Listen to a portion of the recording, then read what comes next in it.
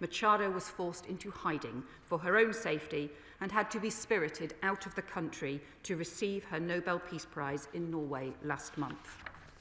These are the hallmarks of a regime that clings to power through fear, coercion and violence, not through democratic consent.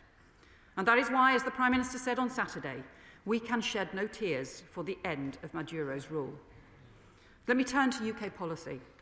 Because, Madam Deputy Speaker, the UK has long been an advocate for a democratic Venezuela and a vocal critic of the Maduro regime.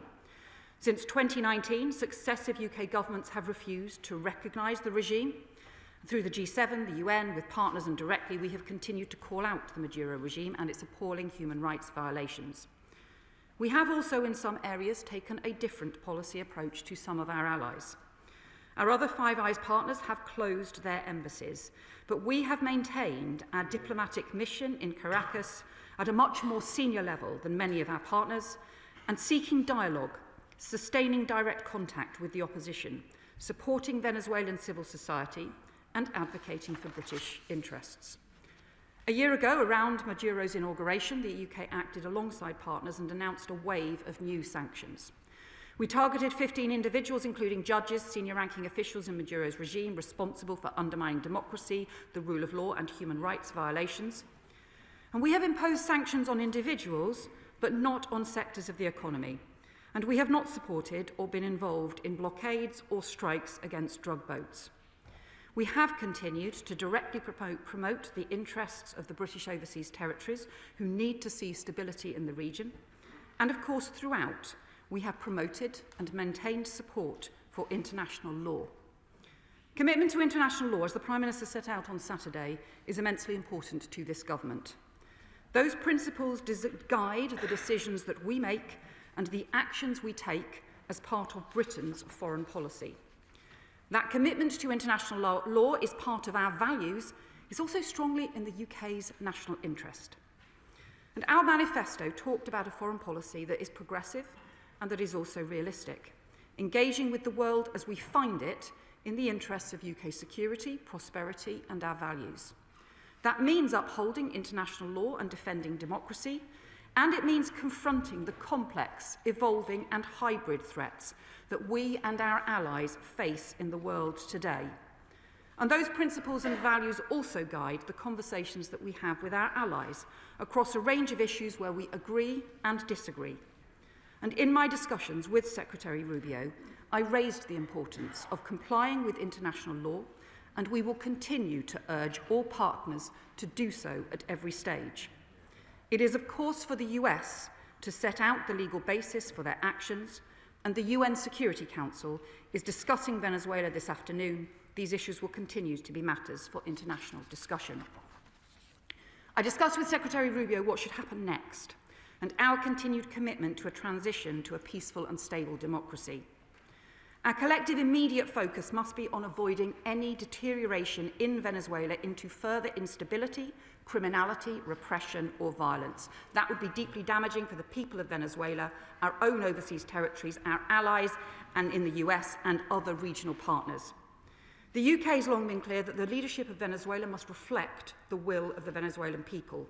So the international community must come together to help achieve a peaceful transition to a democratic government that respects the rights and will of its people.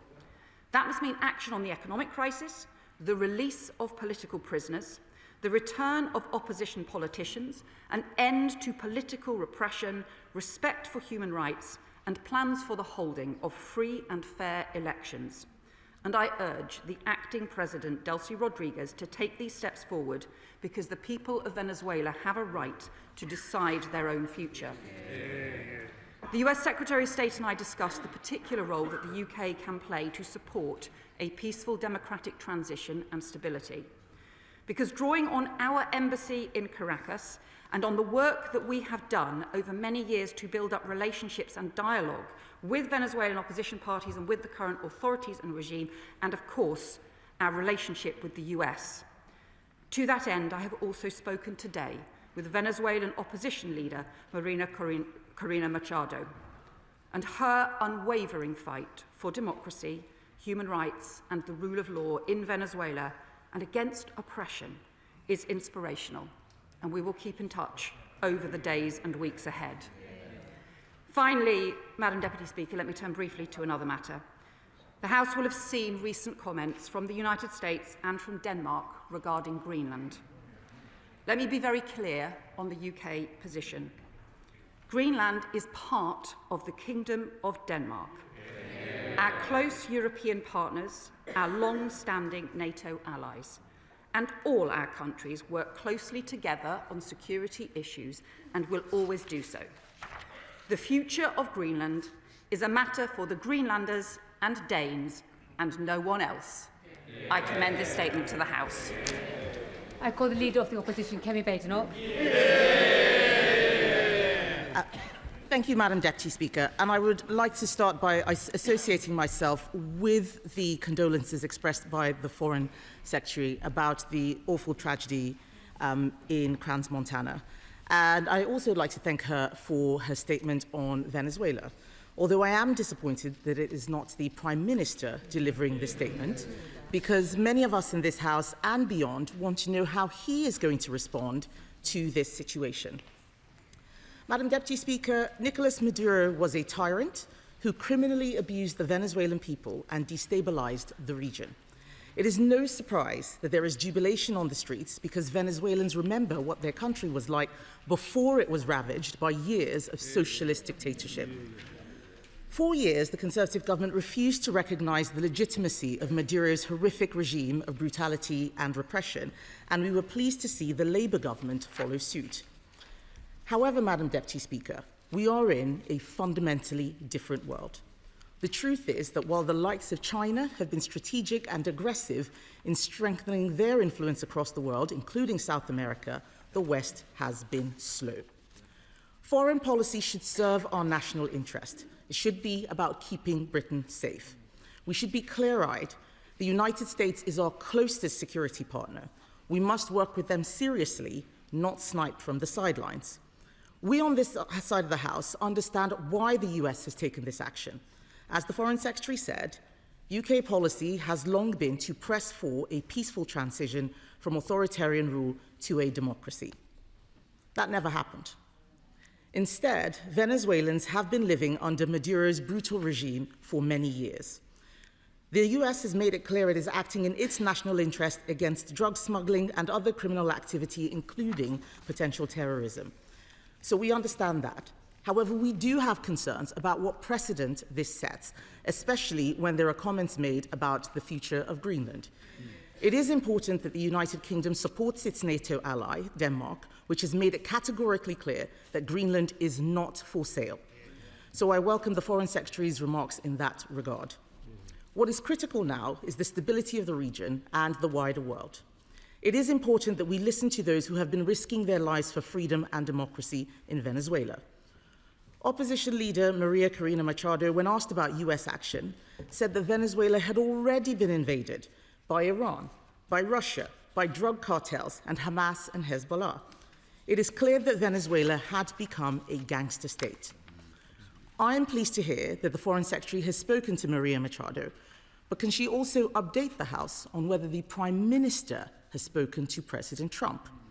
And I ask this because the government talks up its relationship with the US, but we keep finding that we are not in the room when big decisions are made. Madam Deputy Speaker, we should be under no illusions. A democratic transition in Venezuela will be far from straightforward.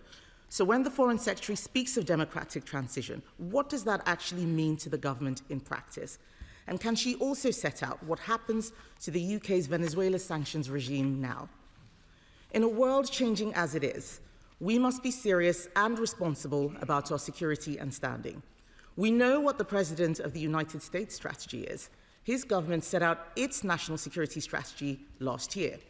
The US is acting in its national interest. We need to do the same. We should be working to protect the rules-based order, and we should be standing up to hostile actors that want to undermine us. But what is our government doing instead? Giving away the Chagos Islands and paying £35 billion for the privilege with no strong legal basis to justify this. Last year, the Defence Committee warned that the UK was not adequately prepared to defend herself from attack. the government is still stalling on defence spending. Conservatives want to see spending increase to 3% of GDP. We want to see spending increase to 3% of GDP by the end of this Parliament, given the changing world. Why has the government not matched that commitment? It has never been more important for the UK to have a coherent foreign policy strategy. Right now, Labour doesn't have one. If they do, we'd like to hear the Foreign Secretary tell us what it is, because I didn't hear anything remotely sounding like that in her statement. Let us be honest, Madam Deputy Speaker. Old strategies will not work. We are living in an increasingly dangerous world. The axis of authoritarian states seeking to undermine us respects just one thing: strength. Britain must be ready and willing to defend our own interests, to protect ourselves from those who would undermine us, to protect the unity of the Western Alliance, and to support democracy and freedom around the world. Foreign Secretary. I must just say to the Leader of the Opposition, obviously welcome her support on Switzerland, on Greenland, Denmark, and so on. But I have to say that really felt like a very poorly judged tone of response that was really all over the place. Many times when we were in opposition, we had issues that we agreed with the government on, and in the national interest, we set out our agreement, and we recognise that some of these were cross-party issues. I actually suspect that had the Shadow Foreign Secretary have made that response to our statement, she probably would have done that. And in fact, on the different issues that she talked about on Venezuela, she seemed to agree with us that the Maduro regime has been deeply damaging, corrupt, and deeply destructive, and therefore it is that no one should shed any tears for it going. She also, I think, implicit when she talked about the rules-based order, recognised the importance of precedents, of the importance of international law, and also the complexity of the world in which we face. And she also said that she thought we should show support for Denmark and for Greenland. So, in fact, I could not see a single detailed thing that she disagreed with in that response, except for the fact that she seems to want to express opposition for opposition's sake. And I would, let me just say to her, just in terms of the overall approach, and I think everyone recognises the leadership that this Prime Minister has shown on the international stage. Chairing the coalition of the willing, leading the European and international support for Ukraine against Russia, agreeing 3 trade deals with India, Europe, the US, after her government ripped up the trade cooperation and trashed the UK's reputation across the world. The biggest increase in defence investment since the Cold War, properly supporting UK security, and with the US, the most successful state visit leading to major tech investment in the UK, with the UK Prime Minister who talks frequently to the US, and deep partnerships on security, intelligence and the military. And our close working now on Gaza, on the peace process, on the crisis in Sudan, and of course, fundamentally on Ukraine. So, many times in the past, we took a cross-party approach. I would just expect her to do the same on the matters that are really about the future of this country. This government will continue to stand up for Britain's interests, for our prosperity and for our values. Chair of the Foreign Affairs Committee, Emily Thornberry. Thank you very much, Deputy Speaker. If a large and powerful country abducts the leader of another, however abhorrent that leader is, and then tries to intimidate the smaller country in order, it says itself, to gain access to its resources, doesn't the Foreign Secretary agree that this should be called out? Not just by Britain, but by our Western allies. We should be calling it out for what it is, a breach of international law. It is not for the country that is breaking the law to say whether or not it has broken the law. It is for the West, surely, to stand up and say, call it as it is. Doesn't she therefore share my concern that there might be a profound risk of international norms changing? If we don't do that, it may become okay. And that is a risk that we then risk living in a world where might is right And surely that isn't in Britain's interests. Foreign Secretary. Can I just thank my honourable friend for her question, and also recognise that she has been consistent in her opposition to the Maduro regime, even when she was under pressure not to be through many years.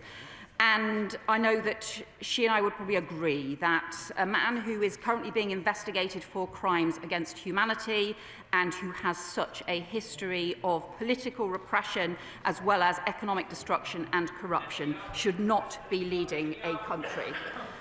And she rightly refers to the issues around international law, and I've set out our commitment to international law, and she will know that my predecessor as Foreign Secretary talked about progressive realism, where we set out the progressive principles we follow, how important international law is because of the framework that it sets that is in our interests, not just reflecting our values, but also that we engage with the world the way it is. And I can assure her that as part of that, I have raised this issue of international law with Secretary of State Rubio and made clear that we will continue to urge all countries to follow it. Leader of the Liberal Democrats, Edward Davey. Thank you, Madam Deputy Speaker. Can I associate myself and my party with the comments from the Foreign Secretary about the tragedy in Crans-Montana? Madam Deputy Speaker, when President Reagan invaded Grenada, Margaret Thatcher said this: "We in the Western democracies use our force to defend our way of life. We do not use it to walk into other people's countries. We try to extend our beliefs not by force, but by persuasion." So I'm disappointed we've heard nothing as clear and courageous from either Prime Minister or the Foreign Secretary or today's Conservative Party. Maduro is a brutal, illegitimate dictator, but that does not give President Trump a free pass for illegal action. This wasn't about liberating the Venezuelan people. Trump's refusal to back Nobel Prize winner Maria Machado, Maduro's brave liberal opponent, shows Trump has no interest in Venezuelan democracy. This is about Trump believing he can grab anything he wants and get away with it, this time oil. We know what happens when an American president launches an illegal war under the pretext of an imminent threat.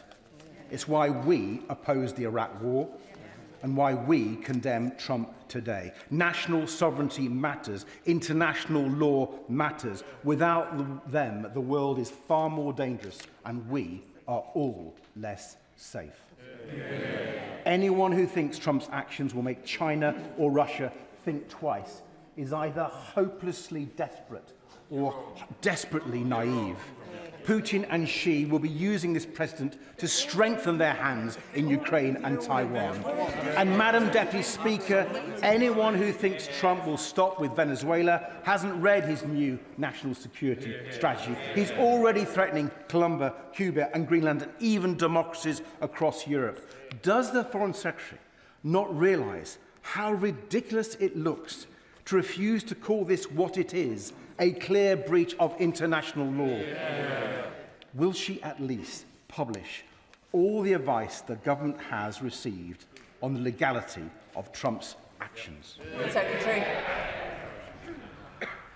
Well, we say to the honourable gentleman that we do, I hope, agree on the brutality of the Maduro dictatorship, and also I would hope that Venezuela has, it is better for Venezuela not to be led by somebody like Maduro.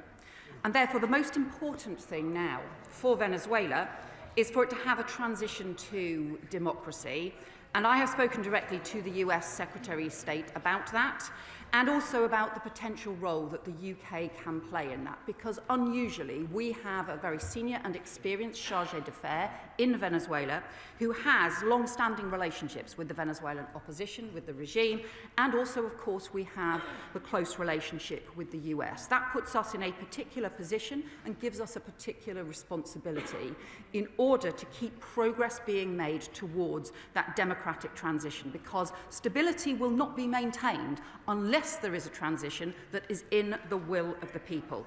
We say to him, just in terms of international law, again, we have made very clear our commitment to international law and the way that it must guide our decisions in UK foreign policy, and we will continue to raise it with our partners, both in public and in private, and it is important that we do so. And as for the issue on government legal advice, he will know that the Ministerial Code is very clear about government not either publishing or commenting on different legal advice.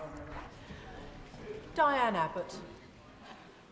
Nobody in this chamber wants to defend the regime of Maduro. But what some of us want to do is to stand up for the importance of a rules-based international order.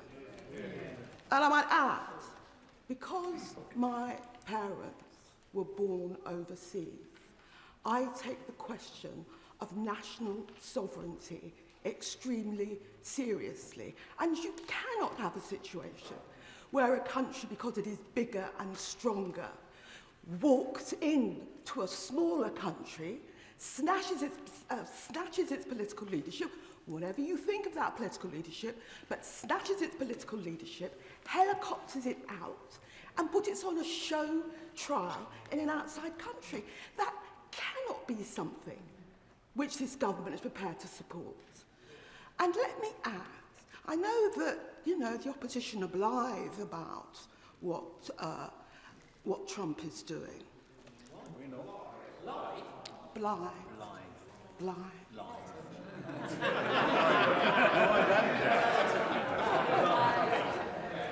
I know the opposition are blithe about what Trump is doing. But let me say this, there will be countries that will look at Trump's attitude and carelessness to issues of sovereignty, and they will think, what happens if they have that threat? Who will be willing to stand up for them? Who will be willing to stand up for their national sovereignty?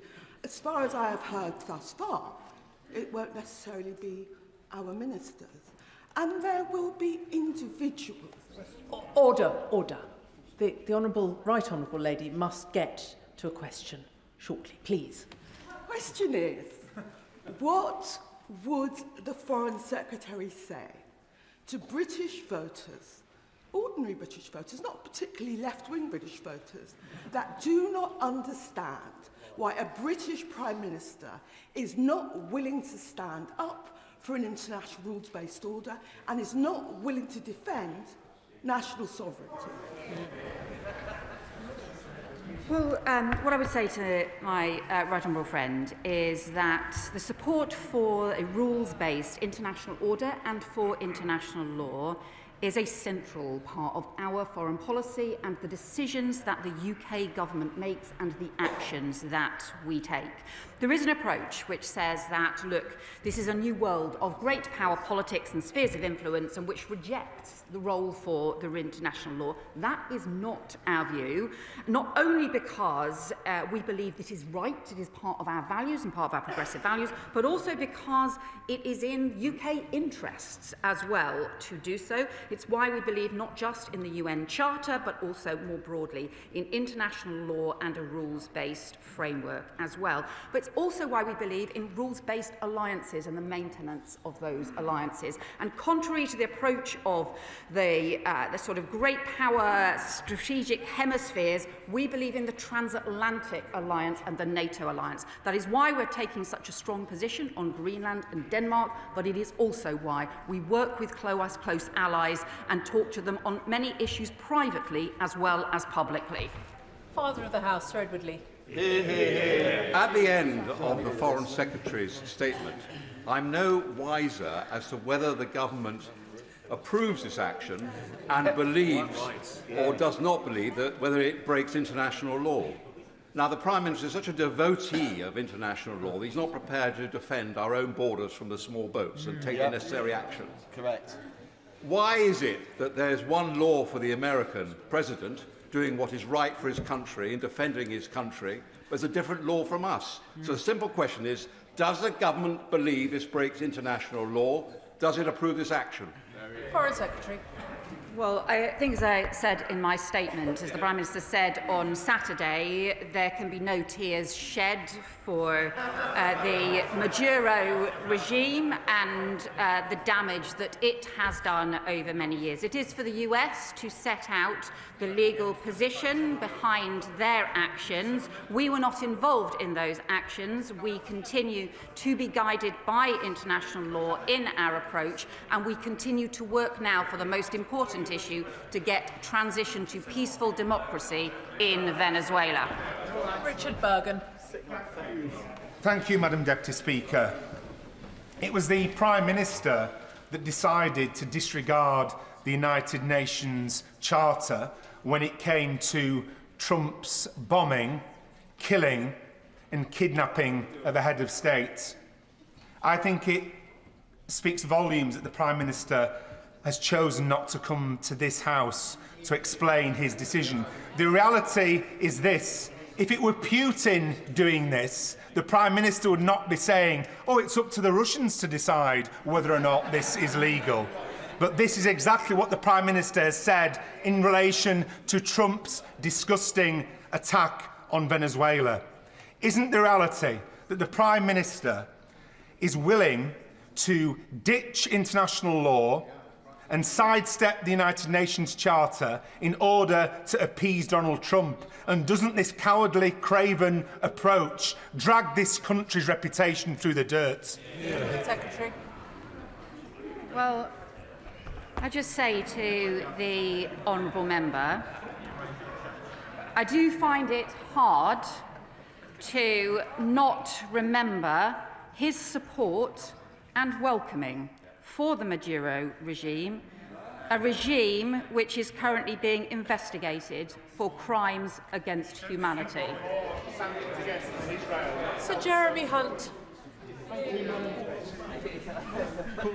Most people's view of Maduro's capture will be good riddance, and I would have liked the government to be more categoric in supporting US action in removing an illegitimate and evil dictator.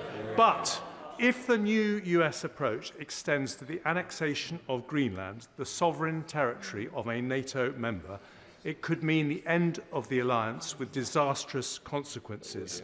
So how much planning is going on at the Foreign Office to actually make sure such a disaster doesn't happen? We understand that discussions between allies have to be in private, but what it looks like from the outside is that Europe is weak and divided. So can she reassure the House the right conversations are happening and we are not just hoping for the best?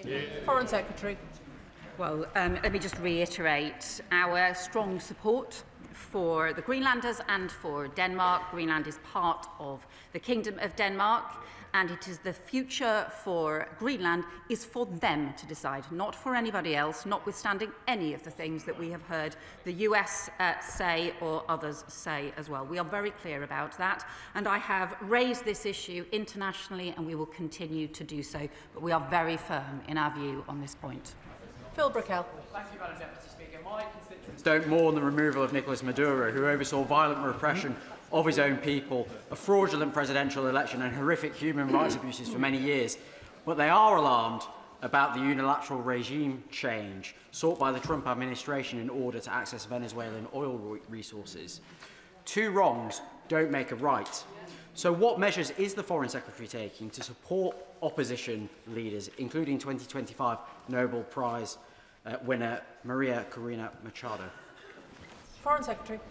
Well, our country has particularly strong relationships with the Venezuelan opposition as a result of the work of our charge d'affaires and the work of our embassy in Venezuela that we have maintained when other countries have not. As I have said, that does put us in a particularly significant position in terms of being able to support a transition to democracy. That is what we have always argued for, to get that transition to democracy. It is exactly why I have spoken to Maria Corina today, and why we will keep in close touch in order to be able to recognise their call as a first step for the end to political repression in Venezuela. That must happen. Edward Morello. I will not mourn the passing of the Maduro regime, but I will mourn the passing of the rules-based international order. If we accept the premise that a big power country can do what it wants without any ramifications anywhere in the world, then we accept the behaviour of Putin over the last 2 decades and the behaviour of Xi Jinping in the future. We cannot allow it to stand. And it is clear that our future security lies with closer cooperation with our European allies. So what is she doing to ensure that the UK stands in lockstep with those people that do share our values? Foreign Secretary. Well, we have strengthened our relationship with our European partners. Indeed, I've been in touch with the Danish Foreign Minister today exactly on the issue around Greenland. And we will continue to support the rules-based international order, but also the UN Charter and international law. But all I would just say to him is I really would warn members against making equivalence here around what Putin has done in Ukraine, where thousands of children have been kidnapped, where they have invaded a country led by a democratically elected President Zelensky. We should be careful about recognising what we say and the implications of it. Dan Carden. Thank you, Madam Deputy Speaker. I welcome the Foreign Secretary's statement in what is an incredibly complex international situation. Maduro stole elections, murdered opponents, and 9 million Venezuelans were forced to flee their country. Venezuelans will be both fearful and hopeful for the future. But this episode shows the US shift to the Western Hemisphere, leaving European security more exposed, and US willingness to interfere in foreign states with serious implications for our NATO ally Denmark. So does she agree what the UK can now usefully do is use any influence we have to pursue a transition to democracy for Venezuela, and to learn from this event, accelerating our UK defence and national security commitments? Foreign Secretary.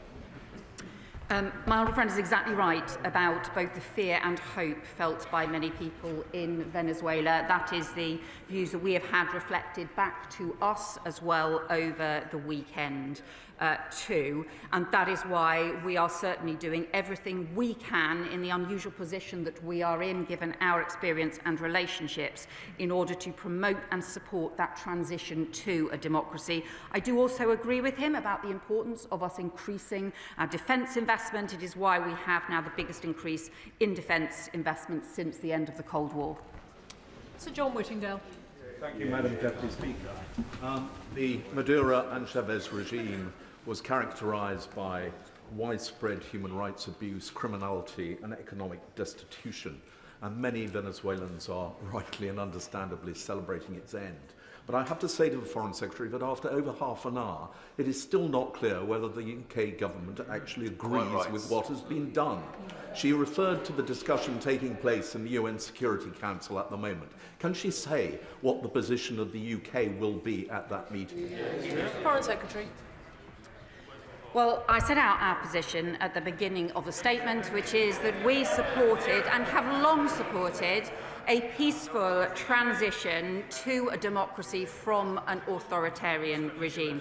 We shed no tears for the removal of Maduro, but we also want to see the establishment of a democracy and a transition, a peaceful transition to a democracy, which we do not yet have in Venezuela. That is what we will work towards, and we will always argue for the upholding of international law.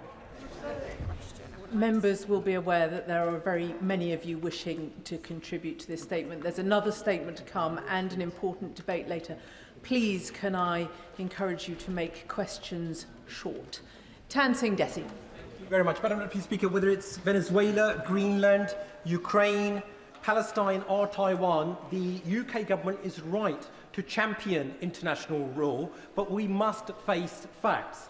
The global rules-based order is crumbling before our eyes as increasingly nations disregard those rules and national interest trumps long-standing alliances. And in this new era of strongman politics, whether we like it or not, military strength is the ultimate guarantor of our security and sovereignty. So, Secretary of State, what steps are the government taking to accelerate investment in defence and send a clear signal so that we are respected by both friend and foe globally?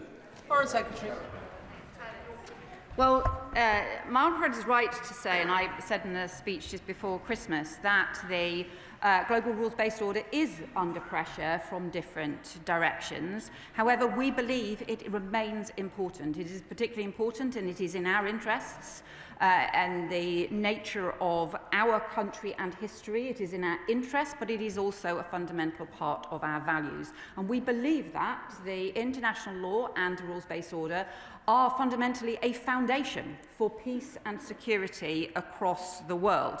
We do have to engage with the world as we find it, not as we would like it to be. That does mean continuing to advocate for international law, both with people right across the world, including directly with our allies, but it also means increasing our investment in defence, because fundamentally protecting our national security has to be the most important priority for the government. Tom Tugendhat. Thank you, Madam Deputy Speaker. Surely the real story coming out today and over the last few days is the revelation that we should all have known that this country has opted out of protecting in the international rules-based system. We have not significantly invested in defence, and even the commitment that the Foreign Secretary speaks of does not keep pace with defence inflation. So doesn't this really reveal a simple truth? That, as the Prime Minister revealed on Sunday, he hasn't even spoken to the American President. The Americans did it without us because the Americans don't give a damn what this House thinks. Foreign Secretary.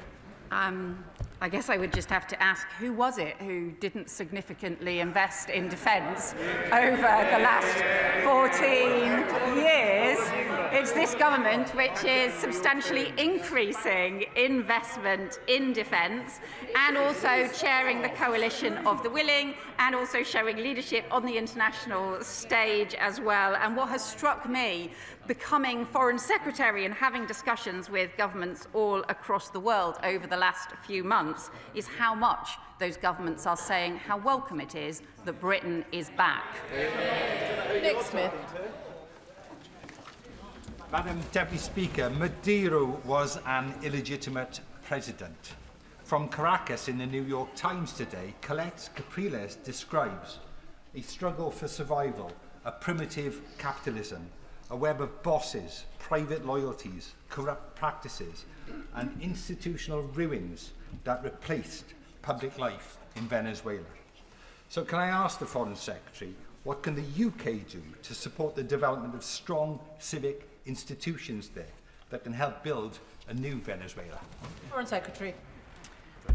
My honourable friend is exactly right, because, look, there is a real risk of instability in Venezuela now, and building civil society, giving people in Venezuela the hope rather than the fear now, ensuring there is stability, but also building up capacity, working with opposition parties and with other organisations is now going to be crucial. That is something we are strongly advocating for. It is something that I have discussed with the US Secretary of State and said that we will continue to make a priority based on the work that our excellent Charge d'Affaires has been doing over many years, but now we need to do it extensively, including in discussion with opposition parties. Pete Wishart. It's hard to find an occasion when a British Prime Minister has looked so irrelevant and spineless on an era-defining international issue as this one does on this occasion. We are witnessing an existential threat to the international rules-based order, and the Prime Minister can't even rouse himself to give it even the meekest of defences. France, Spain, Brazil, Mexico and the UN Secretary-General have all been clear that the Trump administration has violated international law. When will the Prime Minister and the Foreign Secretary find their voices and join that chorus of condemnation? Foreign Secretary. Well, what I would say is the Prime Minister's response has been very much in line with the leaders of countries not just across Europe, but across the world as well. and we continue to stand up for and highlight the importance of international law, but also to focus on the realities in Venezuela, where there has been huge damage done over a long time, including with the interference by Iran and by Russia in Venezuela as well, and to focus on what should be all of our priorities now, which is getting a democratic transition for Venezuela.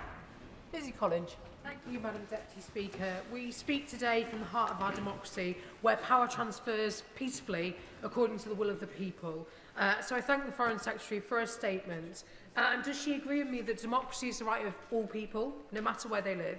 And does she further agree with me that it's for Venezuelans to decide what their future holds? Foreign Secretary. I completely agree with my honourable friend, and the people of Venezuela have been denied that democratic right for far too long. Election results have not been respected, and they have faced some of the most horrendous political repression, including on an industrial scale. The July 2024 elections were clearly not respected, and the official results were never published. That is why we continue to work with to talk to the opposition parties and also to talk to others in Venezuela about the importance of getting that democratic transition in place. Sir Andrew Mitchell. Of course, Madam Deputy Speaker, quite a lot depends on what now happens. But Mr. Maduro stole the elections in Venezuela in plain sight. He is a narco-terrorist and has destroyed the lives of tens of thousands of American citizens and more widely, and made huge amounts of money out of it. Isn't the world a better place with him before the courts in New York? And in this case, do not the ends justify the means? Foreign Secretary. So I think that Venezuela is in a stronger position without Maduro leading them, especially given the horrendous human rights abuses, the huge damage to their economy as well. But he said at the beginning the implication from what he said was that this is important about what happens next. And what happens next really does matter. And that is where the UK is determined to do everything we can to make sure that that is a transition to a democracy and to stability as well. Because I don't think Venezuela will have stability without a proper democratic transition. John McDonnell. The Secretary of State has said that the role of the government has been to uphold international law. Part of upholding international law is to call out crimes when they're witnessed. And what we've seen here, the Article 2.4 of the United Nations Charter is very explicit about the illegality of entering into a foreign state with armed force. And that's why I have to say I found it shameful that the Prime Minister and ministers today in the news rounds have refused to condemn this action.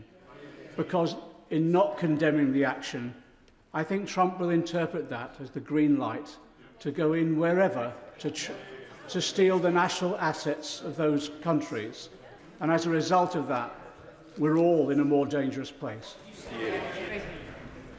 Well, what I would say to my friend is the importance of promoting international law in the most effective way also means promoting the rules-based order and the rules-based alliances that we have. It means being able to raise issues around international law both publicly and privately in a way that has the greatest results to defend the rules-based order. That is what we will continue to do, and that, frankly, is what is in the UK's interest. Alicia Kearns. Thank you, Madam Speaker. Venezuelans are relieved to be free of Maduro tyranny. However, Venezuela risks remaining a failed state rather than a free state unless the international community comes together. Oil companies are not state builders, nor are they capable of democratic capacity building or enabling political transitions. I was surprised there was no mention in the Foreign Secretary's statement of plans to evacuate British nationals if possible, nor how many British nationals are in country.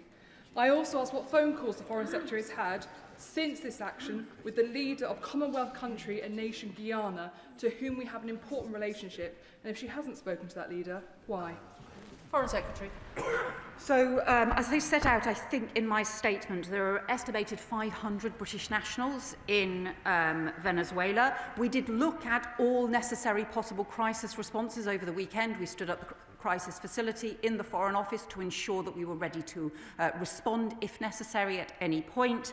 It did not go beyond the response that we did put out around changing travel advice, and over the weekend British nationals were advised to shelter in place while it was assessed what might be happening next. We have had some consular contact, but it has been very limited, and we have obviously been available to any British nationals who want our support, as we would continue to be. We are also in contact with Commonwealth countries and also with overseas territories. In particular, my honourable friend is following up with overseas territories who are particularly affected by instability in the region. Rachel Blake. Thank you, Madam Deputy Speaker. I'm grateful for the Foreign Secretary's remarks, and she's talked about instability in the region and the need for grassroots investment in order for there to be a peaceful transition. Can she share with us the assessment that she's made about the impact of economic instability in the region and the role of businesses in the region, and how that instability could feed into and damage the possibility of a peaceful transition? Secretary. My friend is exactly right, because the nature of the economic crisis in Venezuela over the last decade has pushed huge numbers of Venezuelans into extreme hardship. It is one of the reasons why so many Venezuelans have left the country. An estimated 1 in 4 Venezuelans have left the country over the last 10 years as a result. And this should be a country with a strong economy. It is very important to build that up. But crucially, that has to be to the benefit of the people of Venezuela, not to the benefit of criminals or corrupt regimes. Richard Ford. Madam Deputy Speaker, this is about being principled. What if we were to learn from the White House that Greenland had been the source of cocaine or fentanyl flowing to the United States? Even if we don't expect a fabricated pretext on Greenland or imminent US intervention there, will the government please condemn the unilateral action in Venezuela by the Trump administration before we see a complete breakdown of the rules-based order? Well, I think you will have heard in my statement me setting out very strongly our position on Greenland, on Denmark, and we will continue to do so because we are very clear. This is about the NATO alliance, this is about the rules-based order, and this is about our close ally. Andy Slaughter. Thank you, Madam Deputy Speaker. I welcome the Foreign Secretary's statement that she will abide by international law, and I would not expect her to publish the legal advice she's received from the law officers and others, but I would expect her to set out the government's own analysis of whether and how the acts of US forces towards Venezuela comply with the rule of law. So will she now do that? Well, she will know, my friend will obviously know the constraints in the ministerial code in terms of discussing legal advice. We, as I said, have set out that it is obviously for the US to set out publicly their legal basis for the actions that they have taken. We have raised the issue of international law. I have directly raised that with the US Secretary of State, set out our views and our concerns and the importance of urging all partners to abide by international law. Simon Hall. Thank you, Madam Deputy Speaker. The essay question is not whether Mr Maduro was a good man. That is a clear no-brainer. The essay question here, as others have asked, is whether the actions of the US President were legal, and America cannot be expected to mark her own homework. So 2 questions to the Foreign Secretary, if I may. The first is, what body or bodies would she identify as being the responsible body to adjudicate on the legality of the American action? And secondly, the Vice President of Venezuela has this afternoon been sworn in as the new president. Her hands are as tainted with the previous regime as Maduro. What read across should this House have from that incident? Foreign Secretary. Well, the UN Security Council has been discussing the issue about Venezuela today, and I'm sure those international discussions will continue. On the issue of the Vice President being sworn in, we continue not to recognise the legitimacy of the Venezuelan regime. We do want to see stability and a transition to democracy, and we are urging the Vice President to take now the steps for that transition and to a democracy that respects the will and the human rights of the Venezuelan people. Karen Moon. Whereas, Madam Deputy Speaker, I accept that Venezuela is a brutal and failed and highly dangerous state. But across Eastern Europe, the implications of this action will be deeply destabilising. Can I ask the Foreign Secretary, in her discussions with the US Secretary of State, when she mentioned international law with him, did she reference the message that this action sends to Putin and Russia's ambitions in Europe? Foreign Secretary.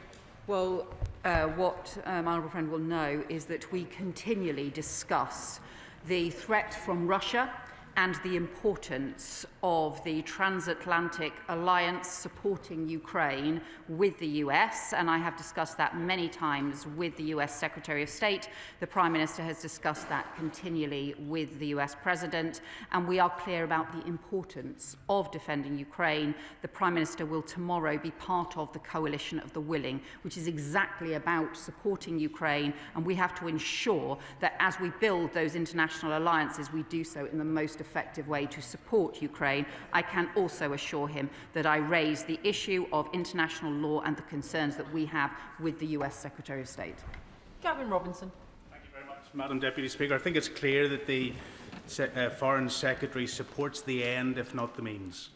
And I think it is clear that she accepts the outcome, though she can't bring herself nor the government to condone the actions of President Trump. But today we learned that the Chinese have warned against both touching the oil resources of Venezuela and also demanded the return of President Maduro. Does she see that as sabre rattling, or is she concerned? Well, what I would say is that I know that there have been many concerns about the engagement, particularly as well of Iran and Russia in the oil industry in Venezuela. He referred to issues around China and the position of the Chinese government. What I would just say is I think the oil industry in Venezuela should be benefiting the people of Venezuela, not other countries, not corrupt regimes, but actually the people of Venezuela. Stella Creasy. Thank you, Madam Deputy Speaker. The truth is, the warning signs that the rules-based order is at risk have been there for some time. In her evidence to the Congress during the impeachment inquiry into President Trump, the former White House advisor on Russia and Europe, Fiona Hill, claimed that an informal offer was made by Russia to withdraw their support for Venezuela in exchange for America withdrawing its support for the Ukraine. In the light of these events, will the Foreign Secretary confirm in her conversations with our American counterparts that this specific allegation has been raised and what response she had? Foreign Secretary.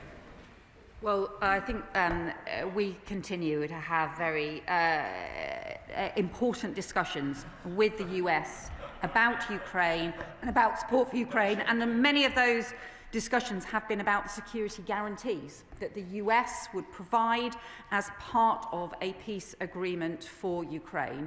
Those security guarantees involve the US providing that support, working with other European countries.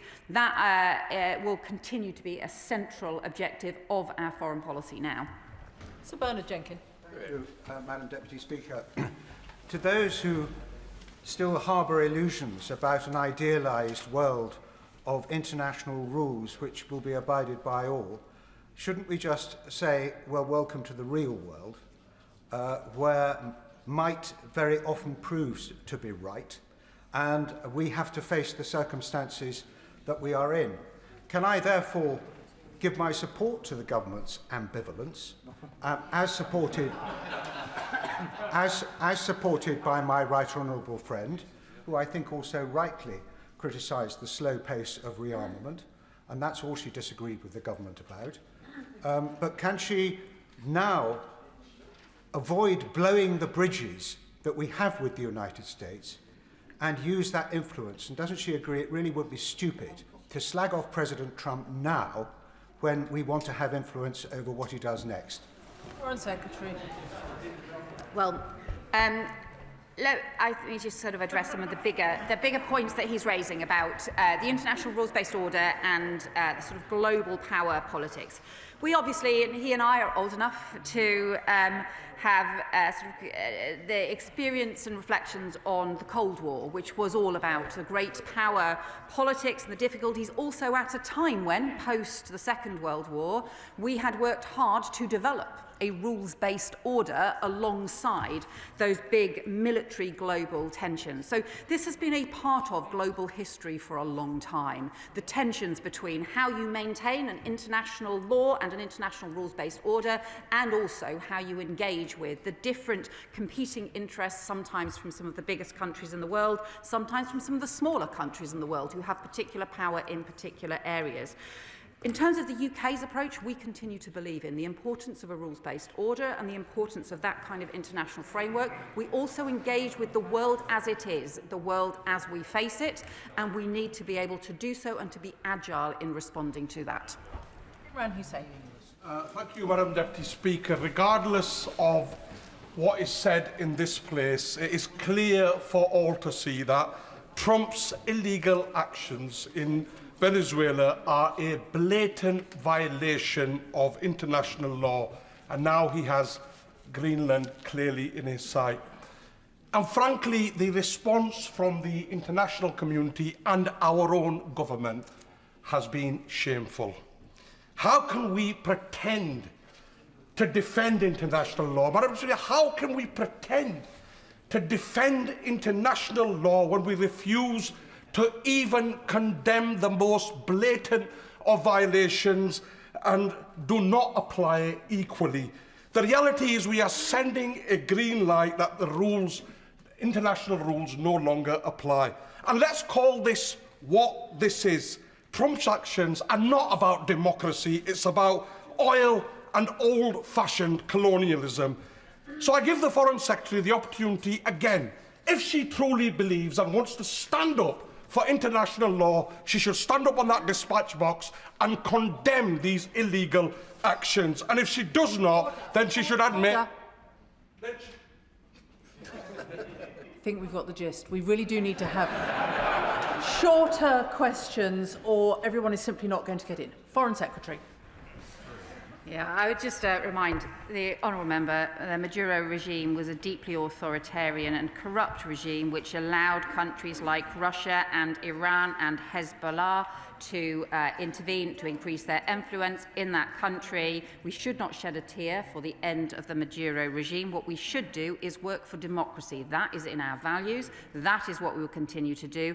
And we will also continue to stand up for international law. Alistair Carmichael.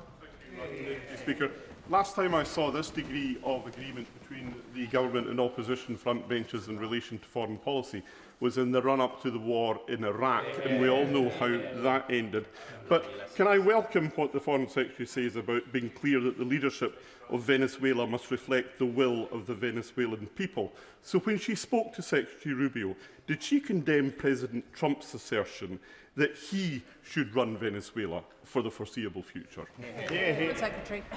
Well, I think what we've seen happen in practice is obviously the US do not have boots on the ground in Venezuela, and the Vice President has been sworn in. We are continuing not to recognise the Vice President as a legitimate regime in Venezuela and continuing to press for a democratic transition. I discussed with the US Secretary of State the importance of a democratic transition, the importance of working with the opposition, and also the role that the UK could play in doing that, because I think ultimately this has to be about making sure that the will of the Venezuelan people is respected. Sonia Kumar. Thank you, Madam Deputy Speaker. The United Nations Charter states, Article 2.4, all members shall refrain in their international relations from the threat or use of force against territorial integrity or political independence, of any state. Does the Secretary of State agree that even when a president lacks democratic legitimacy, any peaceful transition in Venezuela must be in the hands of their people and not dictated by foreign governments who must follow international law? I think the peaceful transition is essential, and it has to be to democracy, and it has to be about reflecting the will of the Venezuelan people. That is why I have spoken today to Maria Corina Machado, and that is what we will continue to press for, and our embassy in Caracas will continue to press for.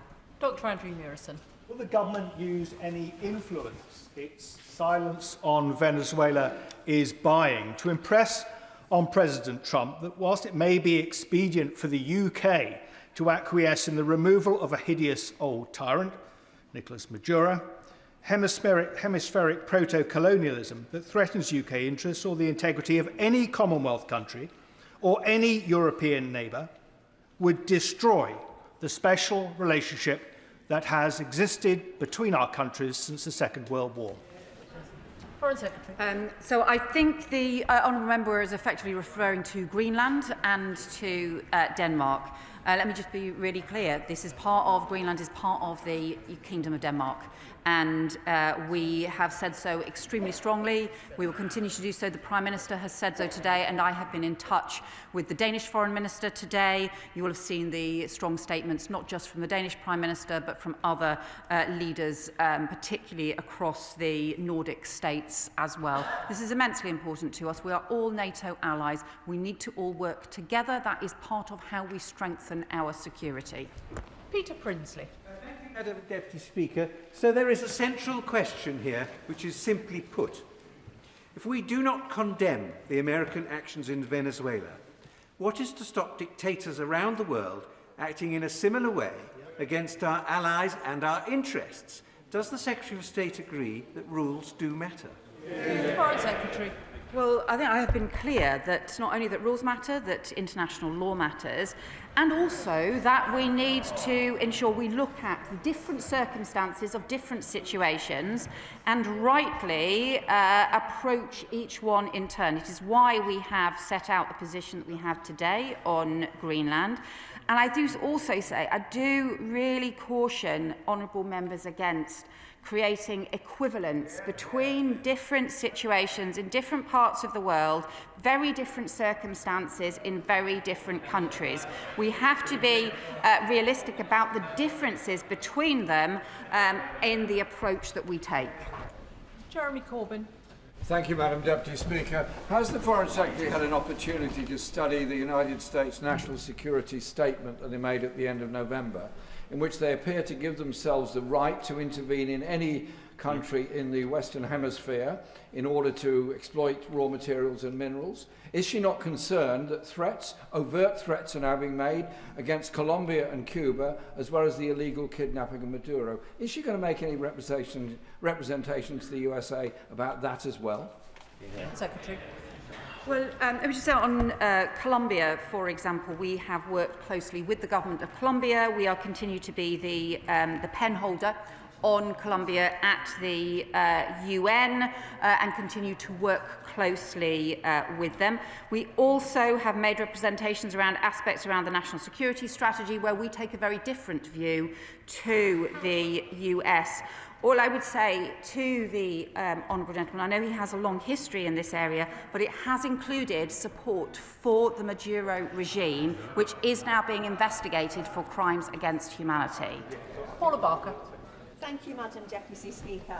Compliance with international law is not an either-or, and I'm extremely concerned that the action of the United States shows utter disdain for international law and leaves enormous uncertainty over the future of Venezuela. It removes a leader whose rule was corrupt and cruel, but rather than celebrating, many people there are now stocking up on food and medicines out of concerns of what comes next. Trump's rationale around stopping drug trafficking rings hollow following his pardon for ex-Honduran Honduran President Hernandez. So what specific actions will the government take to stabilise the situation so the Venezuelan people can decide their own future, and also to ensure President Trump does not act on his threats against Colombia, Cuba and Greenland? Foreign Secretary. I think I've responded obviously on the other countries as well, but look, the critical issue now is to ensure that Venezuela can be on a track towards democracy that respects the will of the Venezuelan people, but also the human rights of the Venezuelan people. And the first step on that has to be the ending of political repression and the release of political prisoners. So that is an issue that I have discussed with the leader of the Venezuelan opposition. It's also an issue that I have raised with the US Secretary of State as well, and it is an issue that we will be pursuing through our embassy, where we do have particular weight and expertise. David Mundell. Thank you, Madam Deputy Speaker. Can the Foreign Secretary say a bit more about engagement with the Commonwealth? Because not only are 2 Commonwealth countries immediately adjacent to Venezuela, there is an important Commonwealth network across the Caribbean. And surely there must be a danger at this moment that some of those countries might think that their interests are better served by looking to the United States than to the Commonwealth and the UK. Foreign Secretary. We do continue with very strong engagement with the Commonwealth, and are continuing so as well in the light of the weekend's events too. There are Commonwealth countries and also overseas territories that have been heavily affected by the instability in the region, including the instability driven by the Maduro regime, the scale of the narco-trafficking, but also and the criminal gang operations, and also the scale and pace of migration as well that has been very destabilising. We are engaging with them as well to be able to work with them on ensuring that there can be stability in the region, because that is in everyone's interests. Kirsten Sullivan. Thank you, Madam Deputy Speaker. There can be no question that it's for the people of Venezuela to choose its future, and for the international community to support democracy and uphold international law. Whilst there's no denying the illegitimacy and brutality of Maduro's regime, does she share my fears that such unilateral action sends a dangerous message to despots and tyrants throughout the world that might is right, and it endangers peace and democracy throughout the world? So I think we obviously have to keep in mind this was an authoritarian dictator who is being investigated by the International Criminal Court for crimes against humanity. And therefore, that is why the Prime Minister said we will shed no tears for the removal of Maduro. But we also believe in the international rules-based order and in the importance of countries respecting that, and we have raised that with the US. Richard Tice. Thank you, Madam Deputy Speaker. Maduro was an enemy of the West, and whilst there is disagreement in this House about the means, I think there is much agreement that actually the Venezuelan people are better off without Maduro. But can I ask the Foreign Secretary to comment more about the constructive influence that the UK and other Western allies can have to ensure an early return for the Venezuelan people to a democracy? Foreign Secretary. Well, I think the most important issue now is to ensure that Venezuela can be on that track to democracy. That means there has to be stability right now. We need to prevent further instability or criminality, but also means that starting with the end to political repression, the release of political prisoners who are held across Venezuela, those are some of the things that opposition parties are calling for as the urgent first steps. Those are the things that the UK will press for, and we will press for directly in Venezuela and in our relationship with the US as part of this process going forward. Matt Weston. Madam Deputy Speaker, there's clearly no question about the illegitimacy of Maduro's presidency, but there are questions about President Trump driving a coach and horses through the global rules-based order. How should we, the UK, now view the United States national security strategy in the light of this recent action? So the US set out their national security. We separately have set out our national security strategy, which is different, clearly, from theirs. And I have raised with the US some particular issues around the US national security strategy. It is for them, obviously, to set out their priorities as a democratically elected government. But I think this comes back to the issue about we believe in the importance not just of hemispheres of interest, but actually of the transatlantic alliance. And that has been a cornerstone of UK security. We have this unique security partnership with the US. That remains important, that alongside the international rule of law. Afra Brandreth. Thank you, Madam Deputy Speaker. I welcome the removal of Nicolás Maduro, who for too long oppressed the people of Venezuela. But history shows that the aftermath of intervention can be as consequential as the intervention itself. What specific steps is the Foreign Secretary taking to ensure that there is no vacuum for instability or hostile actors to exploit, both within Venezuela and across the wider region, particularly other hostile state actors such as Russia, China and Iran? Foreign Secretary. I think that's an extremely important issue, and that is exactly the issue I've discussed with US Secretary of State Rubio yesterday, as to how we ensure that there is stability in Venezuela and that stability is then on the pathway to democracy. Because look, I don't believe stability will be maintained if there is not that route to democracy and the plan and the transition to democracy, but equally it is hugely important to ensure that we do not have greater destabilisation, including by countries like Russia and Iran, but also by the criminal gangs that have been so deeply destructive and were allowed to become so powerful under the Maduro regime. We're into just. Thank you, Madam Deputy Speaker. I welcome the confirmation that this government supports international law and now wants to see a safe and peaceful transition to a legitimate government that reflects the will of the people in Venezuela. But would the Foreign Secretary at least agree with me that if Donald Trump's unilateral action was in breach of international law and the UN Charter, it has created a very dangerous precedent? Foreign Secretary. Well, the reason that we stand up for the UN Charter and international law is partly because it reflects our values and partly because it reflects our interests. And because that UN Charter, that international law framework, really is the underpinning of peace and security across the globe. Of course, throughout its history, throughout the history of the UN Charter, throughout decades of history, that has always been tested and strained with the reality of different kinds of international affairs all over the world, and will continue to be so. But we still believe in the importance of advocating for international law and to doing so with our closest allies as well. Ellie Chance. Thank you, Madam Deputy Speaker. The US attack on Venezuela is clearly a breach of international law. Now, of course, Maduro's violent, repressive regime must be held accountable, but the Venezuelan people need and deserve international support that upholds international law, not the unilateral, unlawful US oil imperialism that we've seen.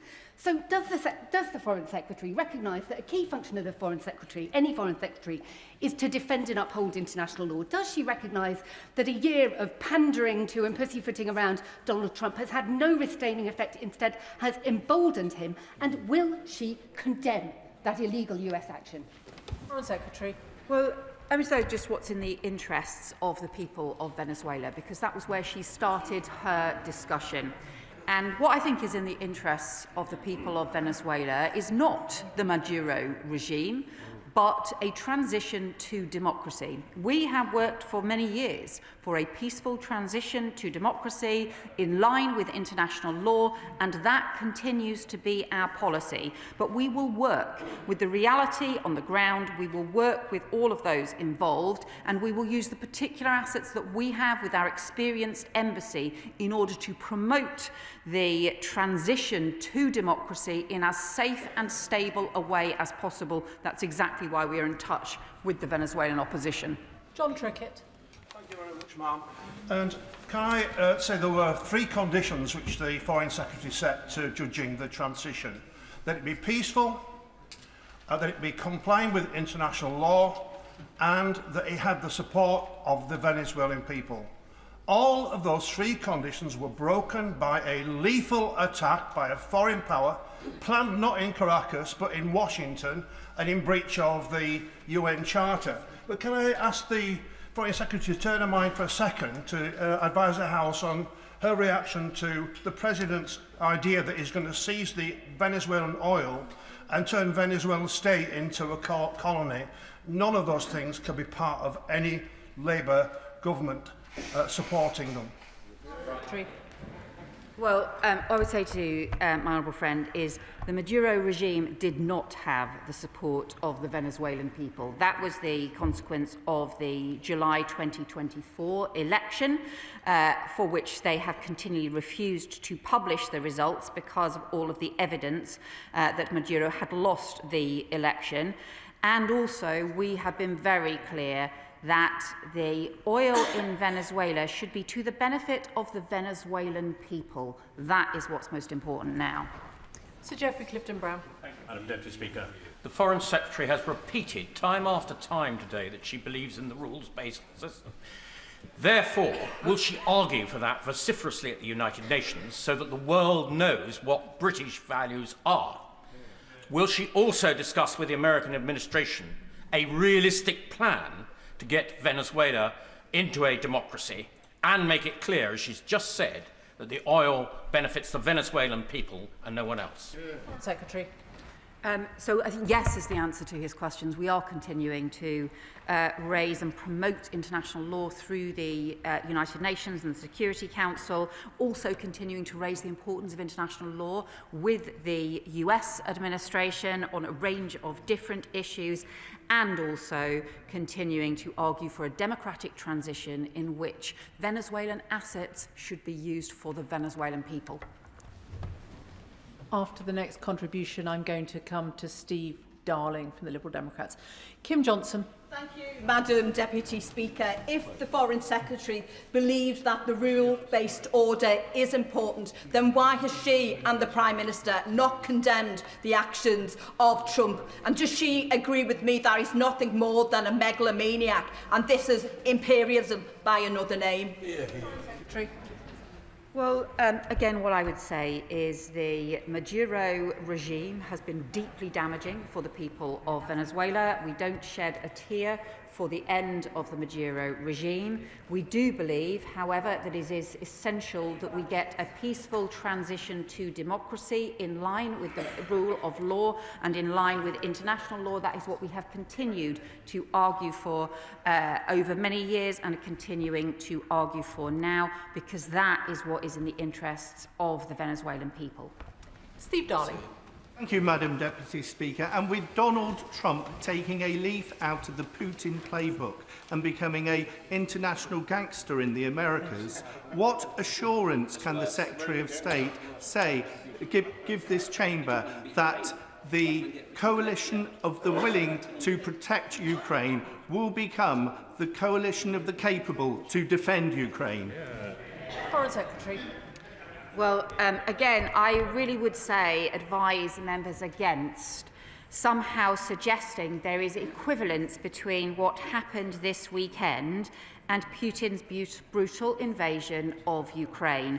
The kidnapping of thousands of children in Ukraine, the targeting of a democratically elected President Zelensky, and the continued war in Ukraine, where we will continue to work with the US in defence of Ukraine. That is why we are pursuing the issue of security guarantees as part of NATO, as part of our transatlantic alliance, which is immensely important to the security of the UK and to the security of Ukraine.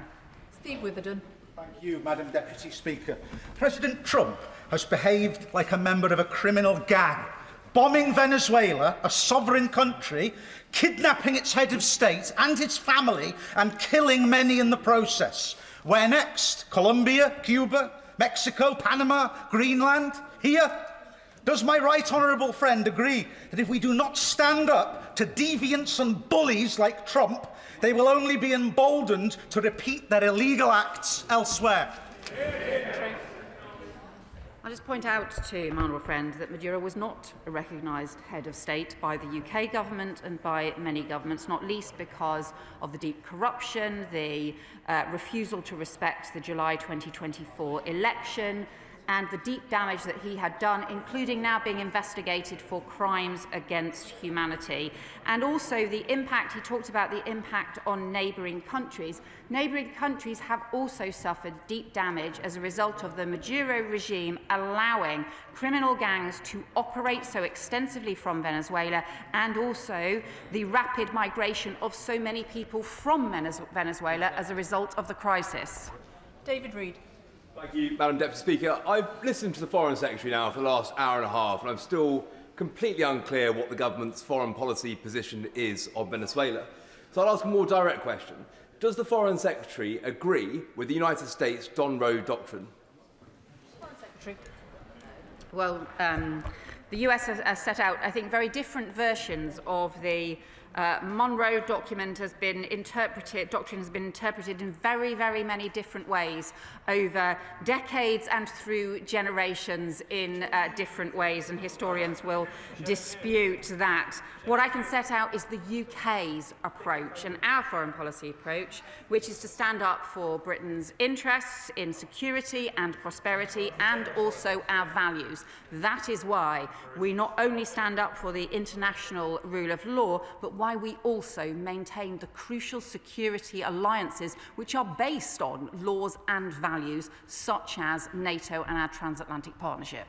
Justin Madders. Thank you, Madam Deputy Speaker. I think the Foreign Secretary has set out how it's possible not to shed a tear for Maduro's removal, but also to be concerned about upholding international law. And in that regard, this should not be seen as a green light for Greenland.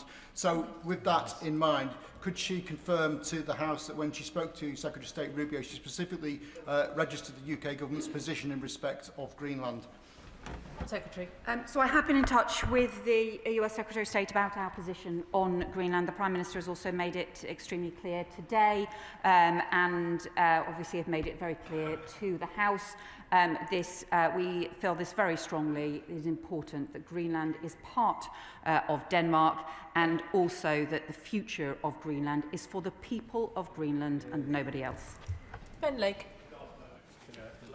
Foreign Secretary, I shed no tears for the fall of the Maduro regime. However, I do fear for the precedent that President Trump's actions have set over the weekend. Can I ask Foreign Secretary for assessment for global stability if dictators and despots across the world take a very simple lesson from the US's actions this weekend, that might is right? Foreign Secretary. Well, what we have seen, obviously, is a dictator in Maduro who is no longer running his country, and he and I, rightly, neither of us will shed any tears for that. It is important, however, that we uphold international law and the rules-based order, and also our values. And those values include recognising the democracy and sovereignty for the Venezuelan people, which has frankly not been respected by the Maduro regime over very many years. Ian Lavery. Thank you, Madam Deputy Speaker. The whole world is asking now, who's next? Who's on this list? Is it Cuba, Mexico, Panama, Greenland, Canada, or Colombia? The attack on Venezuela sparked a wave of regional instability, including in Colombia. The Colombian peace agreement, Madam Deputy Speaker, is under threat, exacerbated by the rhetoric from President Trump, who has outrageously smeared Petro as a drug dealer and threatened further military intervention targeting Colombia directly. Given the UK's role as UN Security Council penholder for the Colombian peace agreement, will the Secretary of State make immediate representations to our US counterparts to cease these reckless threats against a close UK partner? Secretary.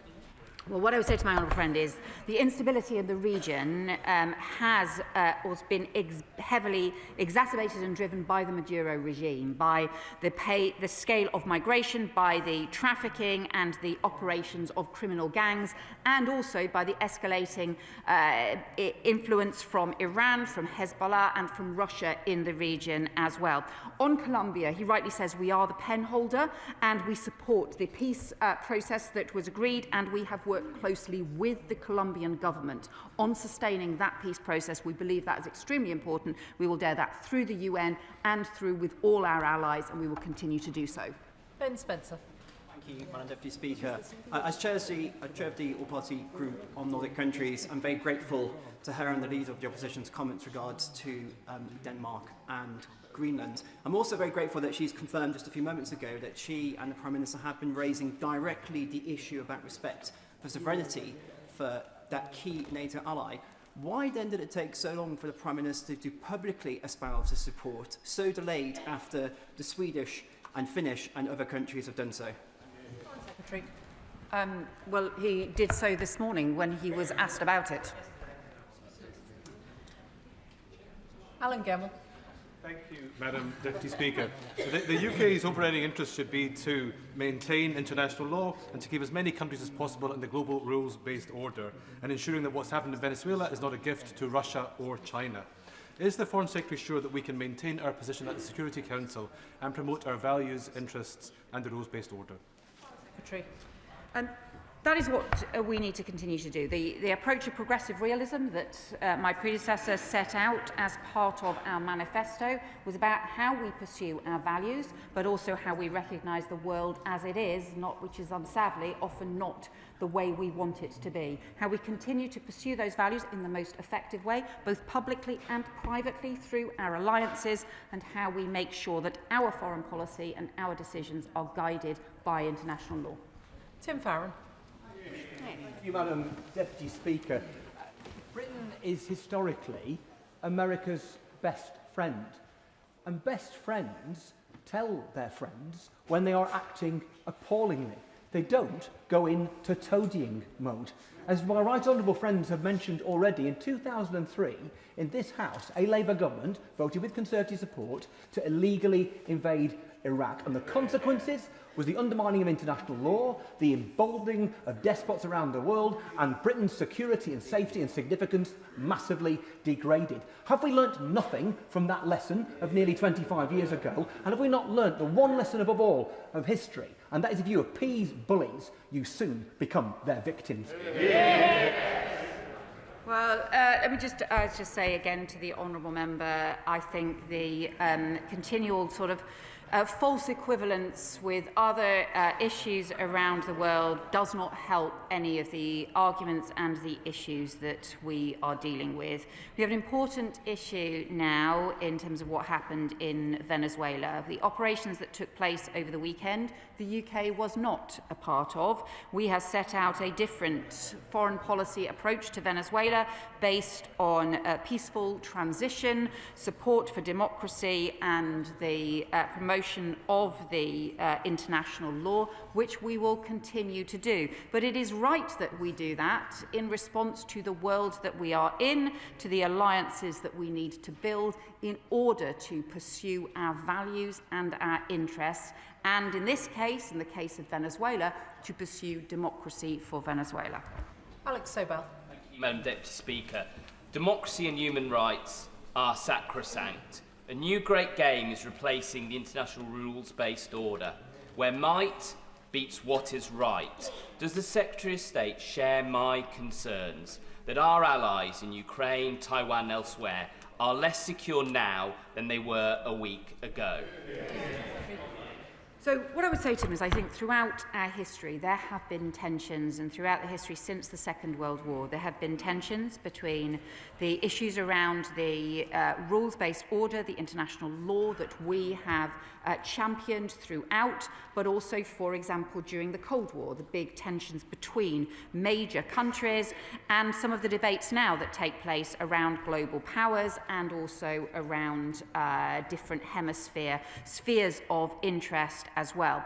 In terms of how the UK should navigate through that, we continue to maintain and uphold the importance of international law and also the importance of the rules-based order and the international framework of law, because we believe it is in our interests and we believe it is the right thing to do, and we will continue to do that. But as part of that, we also have to maintain those rules-based alliances, the alliances that are built on our values and underpinned by our values and laws, including the NATO alliance, including the transatlantic alliance, and that is important too. And that, I think, is crucial when it comes to Ukraine, something that I know he has strongly worked on for a long time. Anderson. Thank you, Madam Deputy Speaker. 30% of the US Naval's fleet is positioned off the coast of Venezuela at the moment. These have been redeployed from many locations, particularly where there's joint UK-US deployments, such as Bahrain, where the 5th Fleet have sent most of their ships over to Venezuela. There's 90% of the data cables between Europe and Asia. We are being left exposed in certain areas if this goes past the middle of January. What risk assessments are we taking to ensure that our troops are not exposed more than they need to be? Well, on the issue of the undersea cables, this has been an important issue that we have looked at, not just in terms of UK defence, but also internationally as well. It is something that we have discussed at NATO, something that we discuss as part of our alliances as well, and is why I think we do need to take much more seriously the operations of things like the Russian shadow fleet, some of the Russian operations in our waters, and we will continue to do so. Melanie Ward. Thank you, Madam Deputy Speaker. There's been much discussion of international law today, but of course what matters is that it is upheld at such a dangerous time in the world. Our own country is less safe when it is not. And so in the context of both Venezuela and Greenland, will the government reaffirm its commitment to the UN Charter as a key instrument of international law, and will it vote accordingly at the UN Security Council? Hear, hear. We do continue to support the UN Charter. It is the foundation of our peace and security, and we will continue to support it and its principles in all of our international debates. Lisa Smart.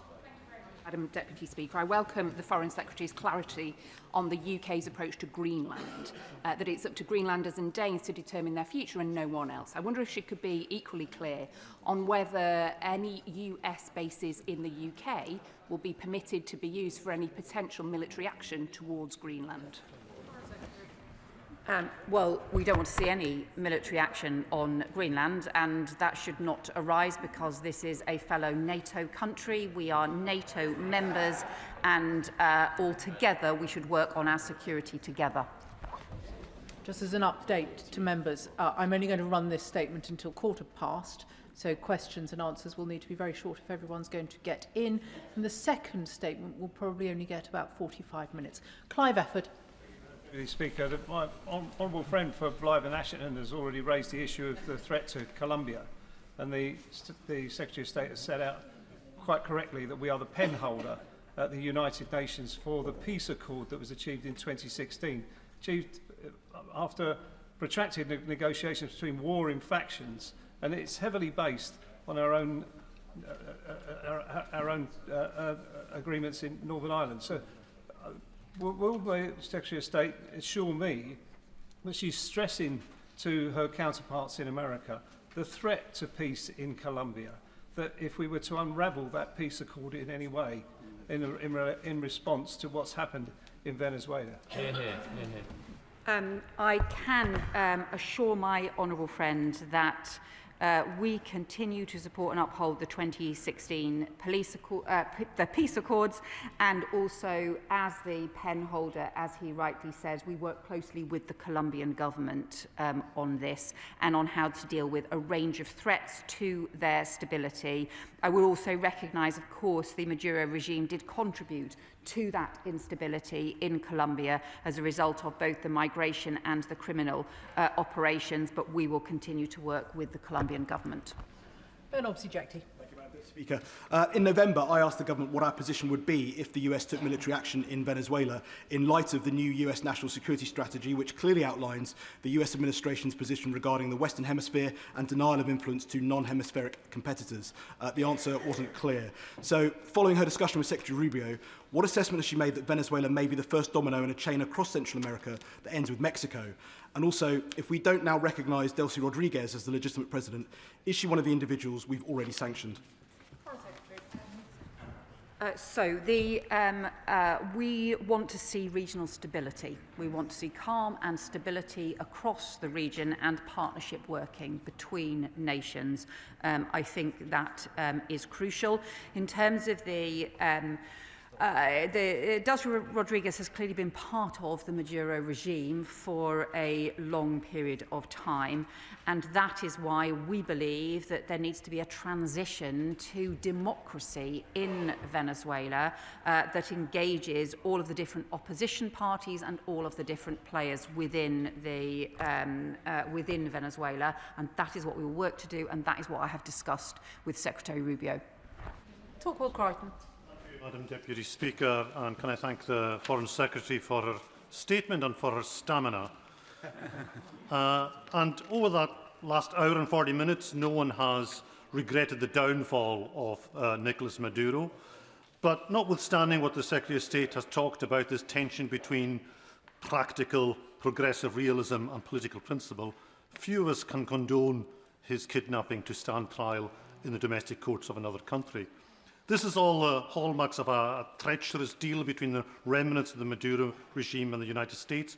But does the Secretary of State also accept that it signals the end of the rules-based international order, and the fraying of that order benefits not our friends in the West, but our foes in the East as well?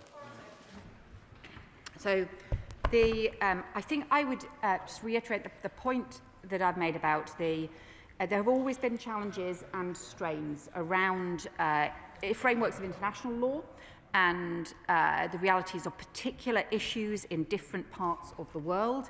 We, as the UK, have always argued for the maintenance of that rules-based order, but also on some of the alliances that uphold that rules-based order. And for us, one of those alliances is the transatlantic one as well. So that means we need both to maintain support for the rules-based order and to maintain some of the crucial partnerships that have upheld that rules-based order. And we need to be able to do both. Zara Sultana. Deputy Speaker. 2 days ago, the United States carried out an illegal and unprovoked military attack on Venezuela, killing at least 40 people. During that attack, the Venezuelan president and his wife were abducted from their home and taken to the US on bogus drug-related charges. This Labour government is now refusing to assess whether this is legal. So I ask the Secretary of State this. If a foreign power accused the British Prime Minister of breaking its domestic law, bombed targets in the UK, killed dozens of British citizens and abducted the Prime Minister and his wife in the middle of the night, would the government be able to say that was legal? Or is international law only something that applies when Donald Trump says it can? And in that case, is the Prime Minister and this Labour government anything more than Donald Trump's poodle? So I think the honourable member seems to be making an equivalence between the Maduro regime and the democratically elected UK Prime Minister. I just think that this equivalence thing is just really inappropriate, and we should recognise both the huge damage that the Maduro regime has done, and including the fact that it is under investigation by the International Criminal Court for crimes against humanity. Just to give an update on my previous announcement that this statement will now run its course because the backbench business debate has been postponed for a future date. Calvin Bailey. Thank you, Madam Speaker. The Maduro government had no democratic legitimacy, but a return to gunboat diplomacy and strongman-led spheres of influence is not in our national interest. The rules-based international order is not teetering, but it is collapsing. This is disastrous, but we cannot just bemoan it. We must respond to this threat by building up the coherence of our own bloc, which is Europe. Does the Foreign Secretary agree that these developments demonstrate that the absolute priority must be not on noises off, but on deepening our connections, hard and soft, with our own continent. Well, I think we should strengthen our European partnerships. That's what we have been doing. We should also strengthen our own investment in defence. Again, that is what we are doing. But I also think that the transatlantic partnership remains important. It is what we will be discussing this week with the Americans as part of discussing the security guarantees for Ukraine. Those security guarantees that we have been discussing involving the US are also about the security of Europe, the security of Ukraine, security of the UK, and ultimately the upholding of international law. Monica Harding. Madam Deputy Speaker, does the Foreign Secretary agree that failing to call out your allies publicly when they violate international law, alongside one's enemies, which is easy, weakens adherence for international law fundamentally? And therefore, will she denounce in this chamber the US's illegal actions in Venezuela and the snatching of its President, however vile? And will she confirm that if it comes to a vote at the UN Security Council, that the UK will stand up for international law and will not abstain? Well, the UK continues to argue for international law, to ensure that international law guides and frames the decisions that we take as part of our foreign policy, and I have directly raised the issues of international law, particularly around Venezuela, with the US Secretary of State, and we continue to do so. Upholding international law also means upholding some of the alliances that sustain that international law, and that is what we will continue to do. Rachel Maskell. Deputy Speaker, in order to hold up international law, it's important that there's robust accountability on two fronts. Firstly, on how we use the intelligence that we have as a country ahead of actions being taken. I wonder if the Foreign Secretary can say how she used the UK intelligence before this operation, but also the accountability after an event, and how we will call the US President to account in the light that he is a sitting member of the UN Security Council. Well, the UN Security Council has obviously been discussing Venezuela today. That is what the UN Security Council would expect the UN Security Council to do on a significant issue. We have, obviously, she will know, a deep intelligence cooperation, security cooperation with Five Eyes countries. On this particular operation, we were not involved and also not informed in advance, and nor were other countries. Mike Martin. Thank you, Madam Deputy Speaker. The US has abducted the leader of Venezuela, yet the government can't say whether it's legal or illegal. Let's try an easier one, Madam Deputy Speaker. If the US were to abduct the Premier of Greenland, would that be illegal or illegal? Again, I would say to the honourable member, there's a continual sort of searching for equivalence when it is really inappropriate to do so. We have I've made very clear our position on Greenland. The future of Greenland is for Greenlanders and for the Danes, not for other countries, be that the US or any other country around the world. Tom Hayes. Madam Deputy Speaker, like the Foreign Secretary, we want an end to this brutal regime. I hope now that Venezuela can move to a democracy with full control of its oil and resources following this breach of the UN Charter. The Leader of the Opposition says that we live, and I quote her, in a fundamentally different world, in an increasingly dangerous world. After all, no UK Prime Minister previously has had to stand up so fulsomely for Greenland and Denmark's security. So when the facts change, should our stance not change too? Should we not be working more closely with the European Union and EU member states to deepen our security and our economic ties, but do we not also need the European Union to be more flexible and pragmatic about what it constitutes as alignment with the UK? Well, we are strengthening our security cooperation with European allies. We had increasing security partnerships, discussions, both with groups of other European countries, also with the EU as a whole, and also with the NATO members in Europe too. So that has been crucial. It's a central part of the coalition of the willing, and I think that those partnerships need to continue to deepen. Shockout Adam. Thank you, Madam Deputy Speaker. As the Minister justifies in her statement a flagrant breach of international law, by citing that Venezuela's drop in GDP, narcotics trafficking and gold trading. I mean, these are issues that could affect countless countries around the world, but let me remind the Secretary of State, in the words of the person who perpetrated this action, Donald J. Trump, of why he committed this action. The US is going to have a presence in Venezuela as it pertains to oil. We are going to take out tremendous amount of wealth from the ground. We are going to run Venezuela. So can I ask the Foreign Secretary to take a leaf out of Donald Trump's book and answer a question once? Does the government support US colonial expansionism, or does the government believe in the rules-based world order? Which is it? It can't be both. Yeah. Well, the government supports democracy for Venezuela. The people of Venezuela have been denied that democracy for far too long. We should support that democracy. We should support the international law and a rules-based order and make sure that a future government of Venezuela reflects the will of the people and respects the human rights of the Venezuelan people. Marcus Campbell-Savers. Thank you, Madam Deputy Speaker. May I ask the Minister if she's reflected on the well-documented difficulties that arise when the US assumes administrative control of occupied territory, difficulties we saw all too clear during the Iraq conflict? And given these lessons, will the government press our American allies to ensure we see an early, credible election, one that enfranchises the estimated 7 million Venezuelans who emigrated during Maduro's time in office? Wouldn't this offer the most legitimate route back to democracy and spare the US the burden and risk inherent in attempting to administer another state?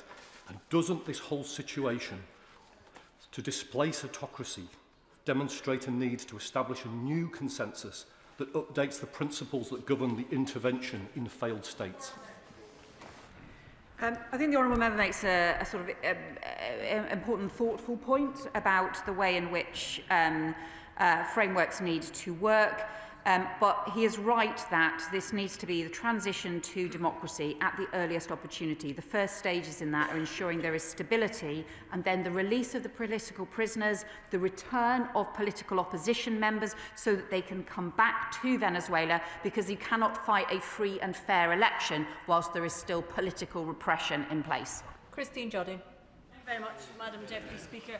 I have to say this is one of the most depressing days I've spent in this chamber in the past few years, because while I welcome the Foreign Secretary's commitment to democracy in Venezuela and her repeated commitment to the rules-based international system and our alliances, I cannot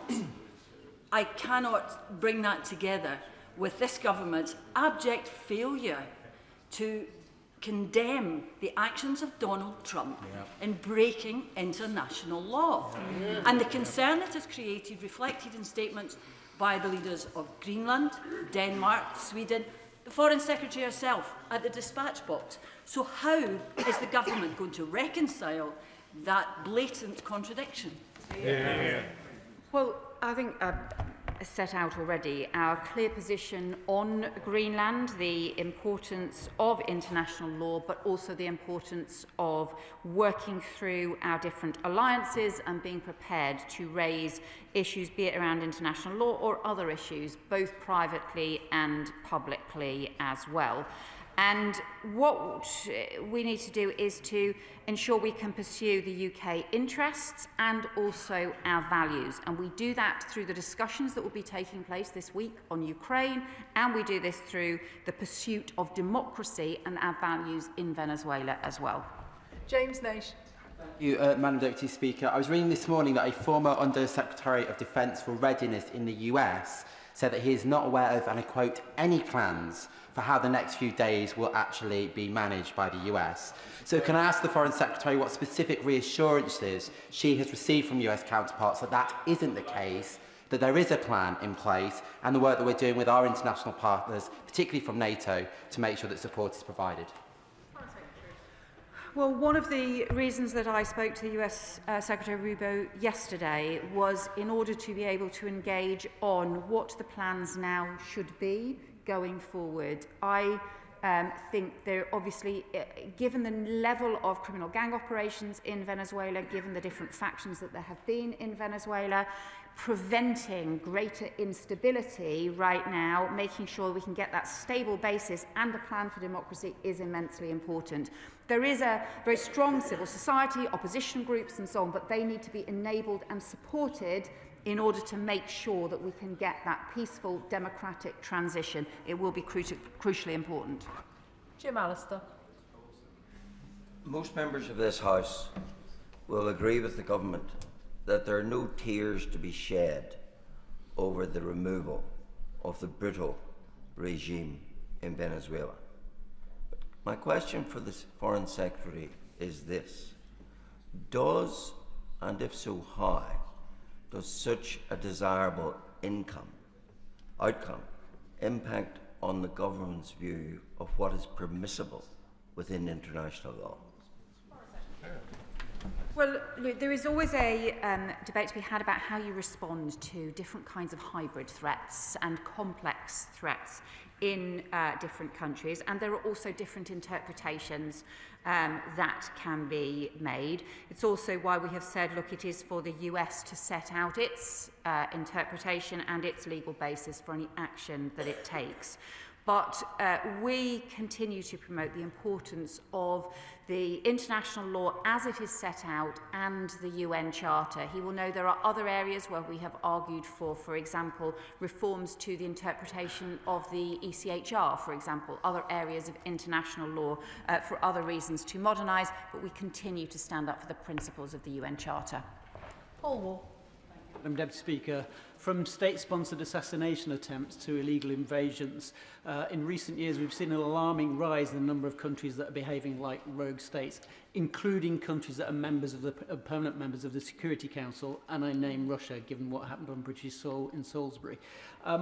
But does she agree with me that actually the international rules-based order and international law should be a fundamental principle and practice of the UK, and that's something that we expect other countries to uphold in all circumstances?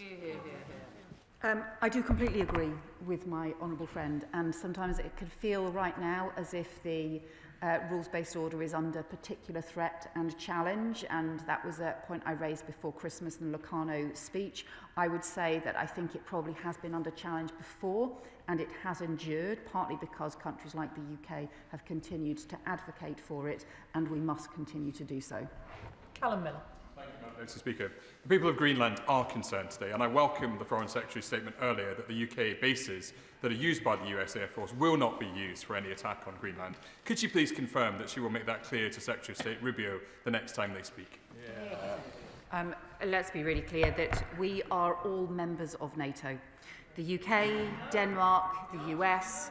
That is why it is so important that we continue to ensure the sovereignty of Greenland and of Denmark, and why we have made our views on that particularly clear to the US.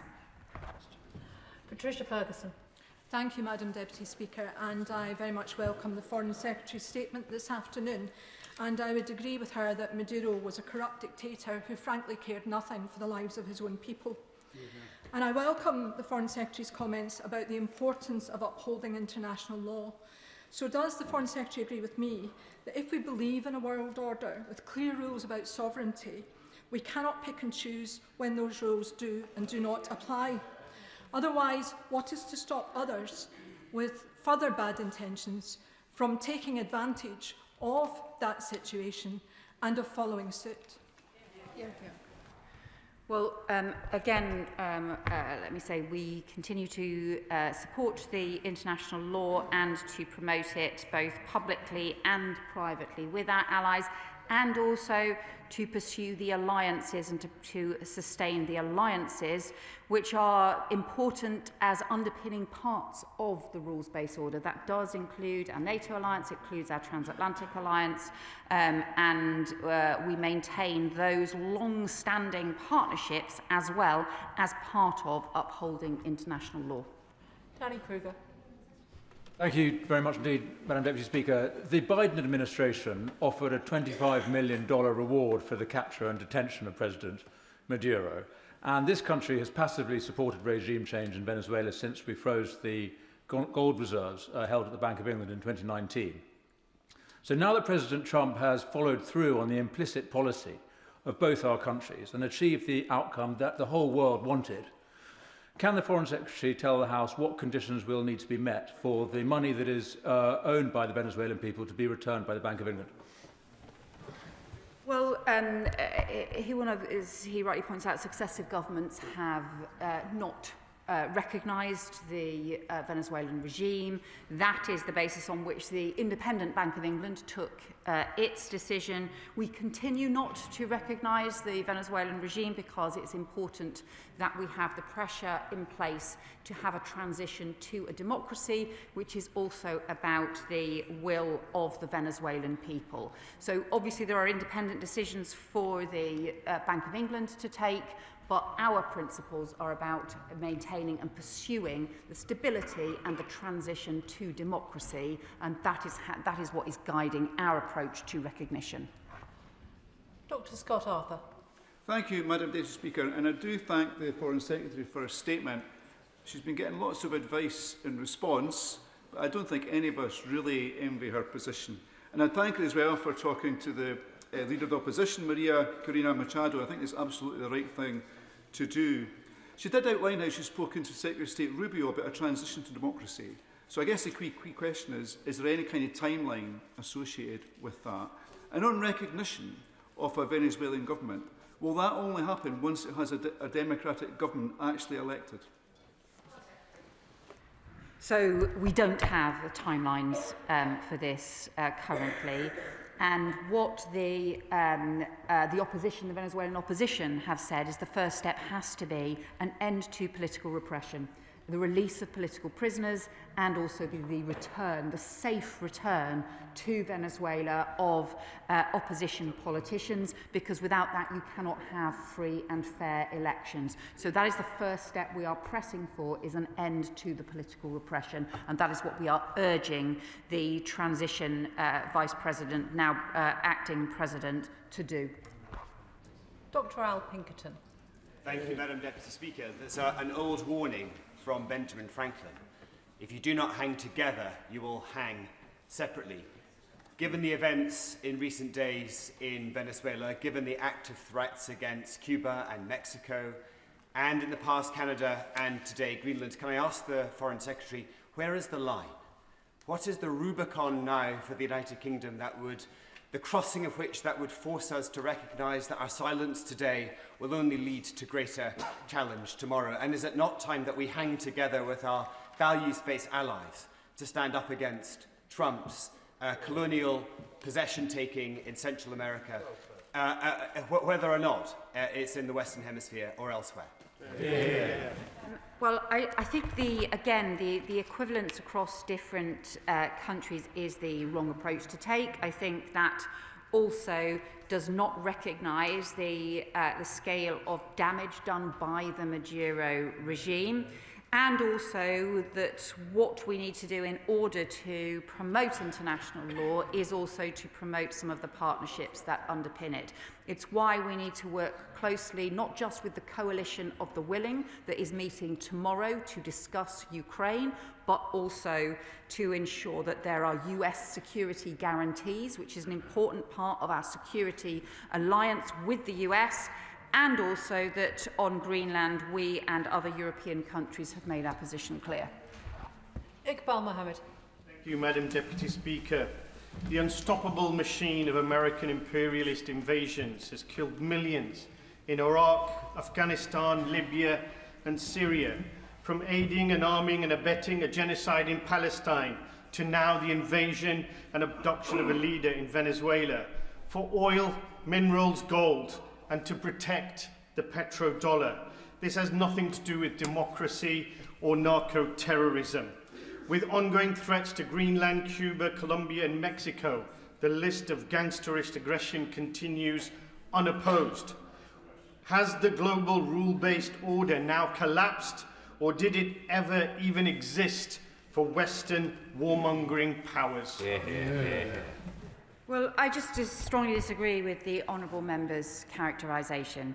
We have a strong security partnership with the US and with other countries, not just through NATO, but also a direct security partnership, and the US is our strongest security ally. But that alliance is also based on values and based on principles as well. We build that relationship, or we continue to sustain that relationship as part of our support for and continued respect for international law. Martin Wrigley. Thank you very much, Madam Deputy Speaker. What message does the Foreign Secretary think that this weekend's outbreak of unilateral acts of violent kidnap and taking assets outside of international law sends to Vladimir Putin, in particular with reference to Russia's view of the need to seriously negotiate peace with Ukraine? Will the Foreign Secretary confer with her Ukrainian counterparts about giving our Ukrainian guests the option for a right to settle in the UK? And will the Minister meet with me and Ukrainian guests to discuss options moving forward? Well, I just think fundamentally it is wrong to make any kind of equivalence between what is happening in Venezuela and what is happening in Ukraine. These fundamentally different, and the US is playing a hugely important role in pursuing a peace process for Ukraine and also in the discussions around security guarantees, which again is immensely important. He raises the issue of Ukrainians living in the UK. As he may know, we have a Ukrainian family continuing to live with us, and I take this issue extremely importantly. He will also then recognise, however, this is now a matter for the Home Secretary and not for me as the Foreign Secretary. Sammy Wilson. Madam Speaker, the Secretary of State is right that no one should shed any tears at the end of Maduro's rule. Would it surprise her that Sinn Féin, first of all, defended the fraudulent election as being electorally robust and then attended the inauguration event for the President in order to show what they said, solidarity with him, highlighting once again how they're still wedded to criminality and to terrorism. But there's an opportunity now that the Americans have done good for the Venezuelan people by removing the corrupt cancer which so damaged their country. Can she outline what steps can our country take to ensure that democracy is restored in Venezuela? And from her discussions with the Americans, how much will they cooperate with us in that venture? I think no one should be defending the Maduro regime. I've talked specifically to the US Secretary of State about the transition to democracy. The US have said that this is important, but we need to make sure that those conditions are in place, starting with the ending of political repression. Cameron Thomas. President Maduro was illegitimate, but Donald Trump's illegal incursion into Venezuela puts him in the company of Vladimir Putin and will embolden President Xi's ambitions for Taiwan. More pressing for the UK is that a repeatedly threatened occupation of Greenland would see Putin's ambition for NATO's disintegration come to pass. Given that there are numerous US assets in the UK, what discussions has the government had with our European counterparts, including the Danes, to prepare European security against the threat now posed and explicitly stated by the President of the United States? I really just have to say to the honourable member, trying to make equivalence between the US and Russia is just ridiculous. It's totally ridiculous and deeply, deeply inappropriate. A country where we have seen the Russian invasion of Ukraine and also the kidnapping of Ukrainian children, and in contrast, our relationship with the US, in which they are discussing now security guarantees for Ukraine. I think that's hugely important. Ayub Khan.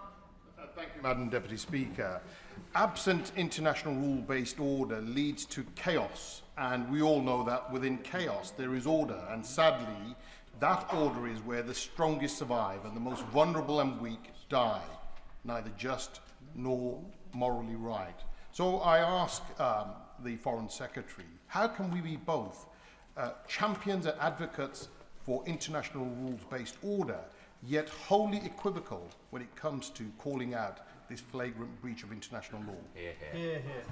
Well, we have set out our continued commitment to international law and also the importance of maintaining some of the underpinning alliances, rules-based alliances that are so important for sustaining the rules-based order. It's why we will continue to argue for international law and also to continue to maintain things like the NATO alliance and the partnership, and why we will continue to raise these issues both publicly and privately with our allies.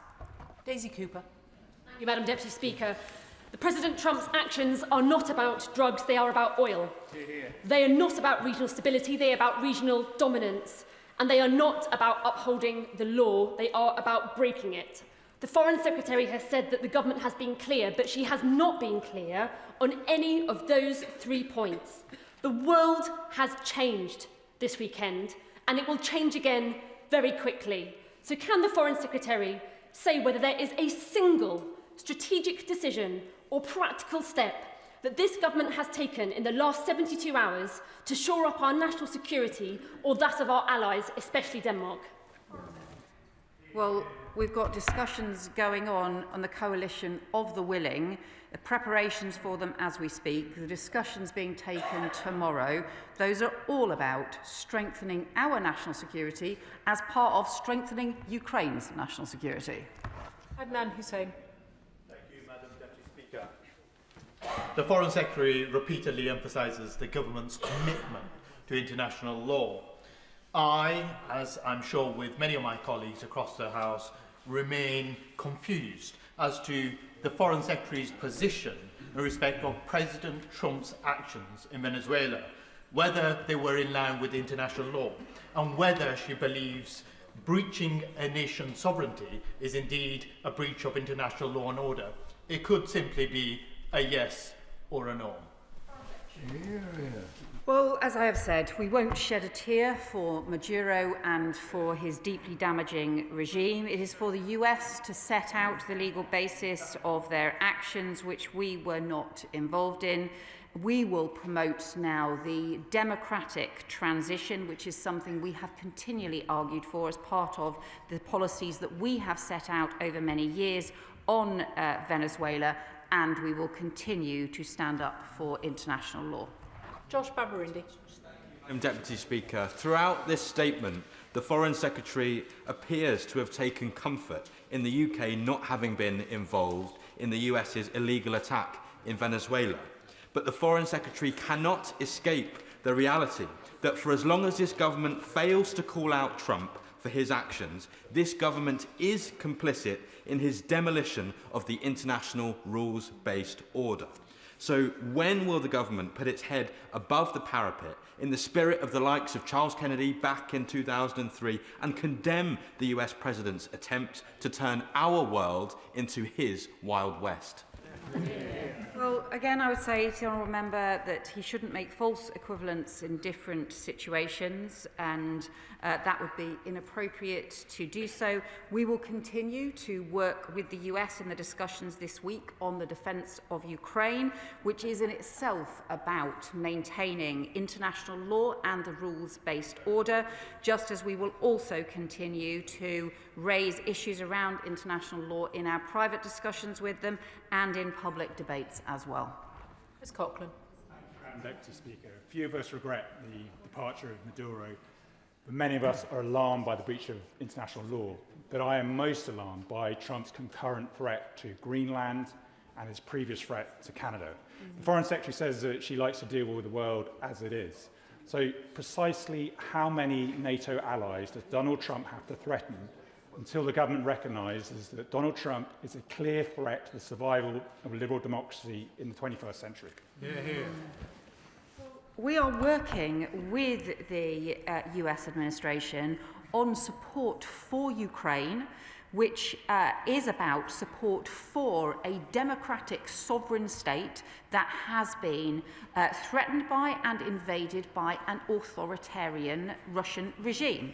And it is the US that is pursuing peace, that is also discussing security guarantees for Ukraine. So I really do think his characterisation of the world we are in is just wrong. James McCleary. Madam Deputy Speaker. There has been widespread speculation in recent days, and hours in fact, about a possible US operation to seize a tanker which previously operated in Venezuela, which the United States has been pursuing, is now off the Irish coast. Any such operation would very likely involve UK air bases. What steps is the government taking to ensure that any deployments of US forces from UK bases, whether in relation to this tanker or other targets it may define in Europe, are in full compliance with international law? So we always ensure that any action that the UK takes is in compliance with international law. He will know that we don't, that those are issues for the Ministry of Defence also takes immensely seriously issues around international law as well, and it is for them to comment on the way in which international law is applied. Ian Solomon. Madam Deputy Speaker, at the weekend Donald Trump invoked the Monroe Doctrine. From her statement, the Foreign Secretary seems to accept that the UN Charter is secondary to great power spheres of influence in some cases. So what criteria does she use to decide when the Charter is trumped by 19th century thinking? And she's talked a lot about alliances today. The great game of alliances in the 19th century ended very, very badly. Well, that is why the alliances that we stand up for today are ones that are based on our values and long-standing rules and relationships. That is what the NATO alliance is. It is based on our values and is immensely important. I'm not sure if he is saying he disagrees with the NATO alliance. That's been the cornerstone of our security for a very long time. John Mill. Thank you, Madam Deputy Speaker. This government has bent over backwards not to criticise President Trump directly. But that only makes him think he can get away with more and more. If President Trump really does invade Greenland, it's the end of NATO, the end of the special relationship. So will the Foreign Secretary accept that the best way for us to protect Greenland today is to explicitly say that President Trump is indeed acting outside international law? Again, I think he wants to treat equivalents in a whole series of different situations. We have been very clear about our view on Greenland. The final question in this statement, Jim Shannon. Thank you, Madam Deputy Speaker. I definitely have the strongest legs in this chamber. I've been bothered for over 3 hours. Can I thank the Secretary of State very much for her statement and for her strong commitment as well. But will the Secretary of State further outline what support we can offer our US allies to ensure that democracy is restored or indeed is created in Venezuela? That nation has great potential to do so much good.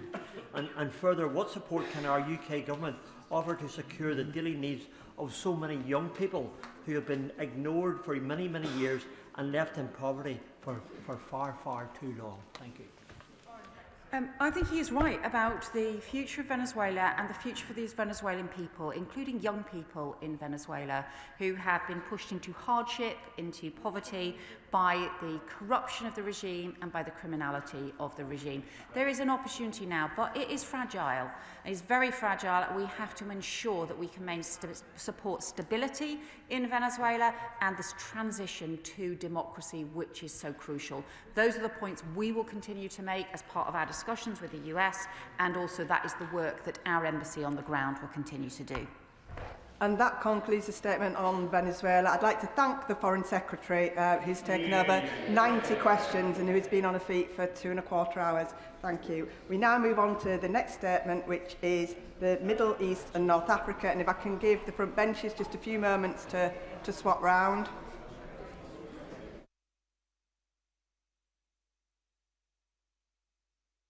Statement, Minister Hamish Faulkner. Madam Deputy Speaker, there have been a number of developments in the Middle East that I'd like to update the House on, including Gaza, Iran, Yemen and Syria. I'd also like to take the opportunity to provide an update on the case of Alaa el-Fatah, which has been a subject of debate during the parliamentary recess. Beginning with Gaza, the humanitarian situation remains desperate. Even with the ceasefire, 500,000 people are struggling to find enough food. 100,000 people are in catastrophic conditions. The peace plan was clear. The Israeli government agreed to let aid in without interference through the UN and other international organisations. At the same time, Hamas must disarm, their weapons must be decommissioned, and they must allow a path to lasting security for Palestinians. More trucks are entering Gaza, and this is very welcome. But right now, key crossings remain closed, convoys are being turned back, medical and shelter supplies are blocked, and NGOs are being banned. We join 9 other countries in stating that this is not acceptable over the recess. The peace plan cannot work if NGOs are shut out. Israel's decision to ban 37 of them is unjustifiable. Furthermore, many trucks entering Gaza carry commercial goods which face fewer barriers than humanitarian aid. This means, perversely, it is currently easier to get cigarettes and luxury goods into Gaza than the basic medicines and shelter that people so desperately need. Too much aid is still stuck at Gaza's borders. Thousands of tents and shelter supplies, funded by the UK, are waiting to get in. Families are sheltering from winter floods and storms under rubble. They are suffering from hypothermia and sewage running in the streets. This is unforgivable. We have not wavered in our commitment to help. This financial year, we're providing £116 million for humanitarian and other aid, healthcare, food, clean water and sanitation, including treatment for 800,000 Palestinians through UK Med. The UK formally recognised Palestine last autumn to protect the viability of a two-state solution and create a path towards lasting peace for the Israeli and Palestinian people. We welcome the establishment of full diplomatic relations with the State of Palestine, and I can confirm the establishment of a Palestinian embassy in London today. Let me now turn to Iran, where we've seen protests enter a 9th day following the rapid depreciation of the currency.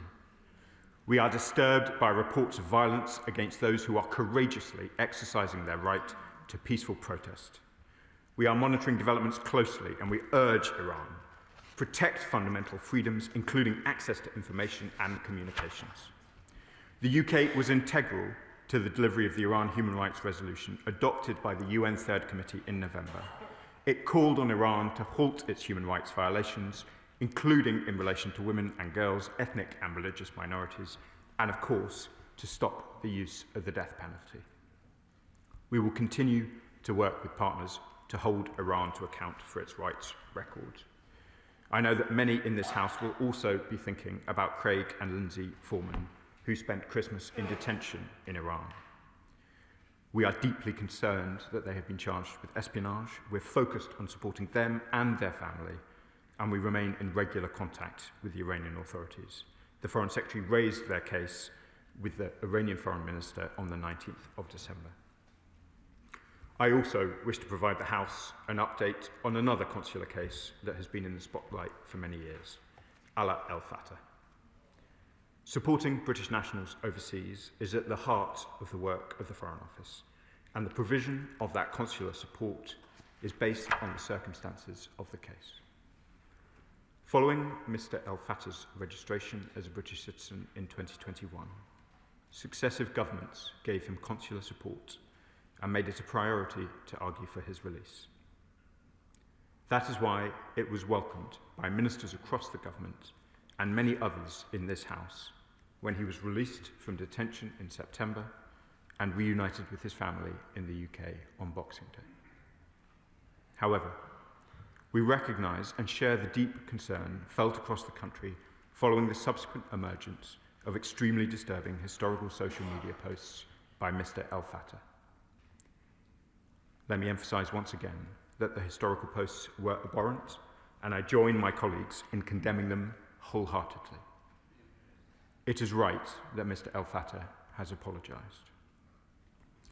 I fully recognise the profound distress these posts have caused, in particular to the Jewish community in this country, especially in the context of rising anti-Semitism and recent horrific attacks against Jewish people, both in this country and around the world, and I very much regret that. The Prime Minister, the Deputy Prime Minister, the Foreign Secretary and I were all unaware of those historical posts, as were the civil servants working on the case.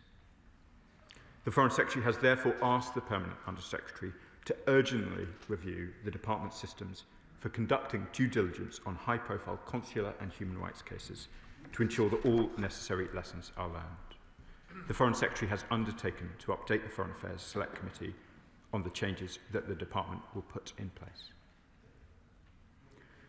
I turn now to the dramatic developments in Yemen, which we are monitoring closely.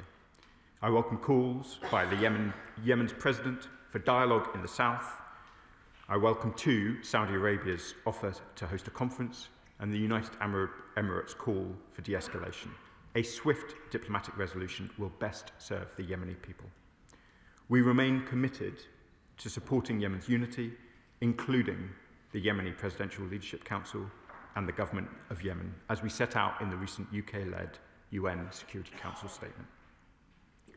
I, the Foreign Secretary and the National Security Advisor have all been in regular contact with our partners in Yemen, the Kingdom of Saudi Arabia and the United Arab Emirates about the situation. We will continue to work closely with them. We must not forget that Yemen already faces one of the world's worst humanitarian crises. 18.1 million people are facing acute food insecurity. I saw it for myself in November when I visited clinics supported by the UK in Aden. Responding to this crisis is a priority for the UK, with the largest donor to the Yemen humanitarian needs and response plan, maintaining our commitment to £139 million in humanitarian aid this financial year. Finally, Madam Deputy Speaker, let me turn to Syria, where the past year has seen remarkable change. The Syrian government has shown commitment to tackling security threats, joining the global coalition against Daesh and committing to dismantle Assad's chemical weapons stockpiles.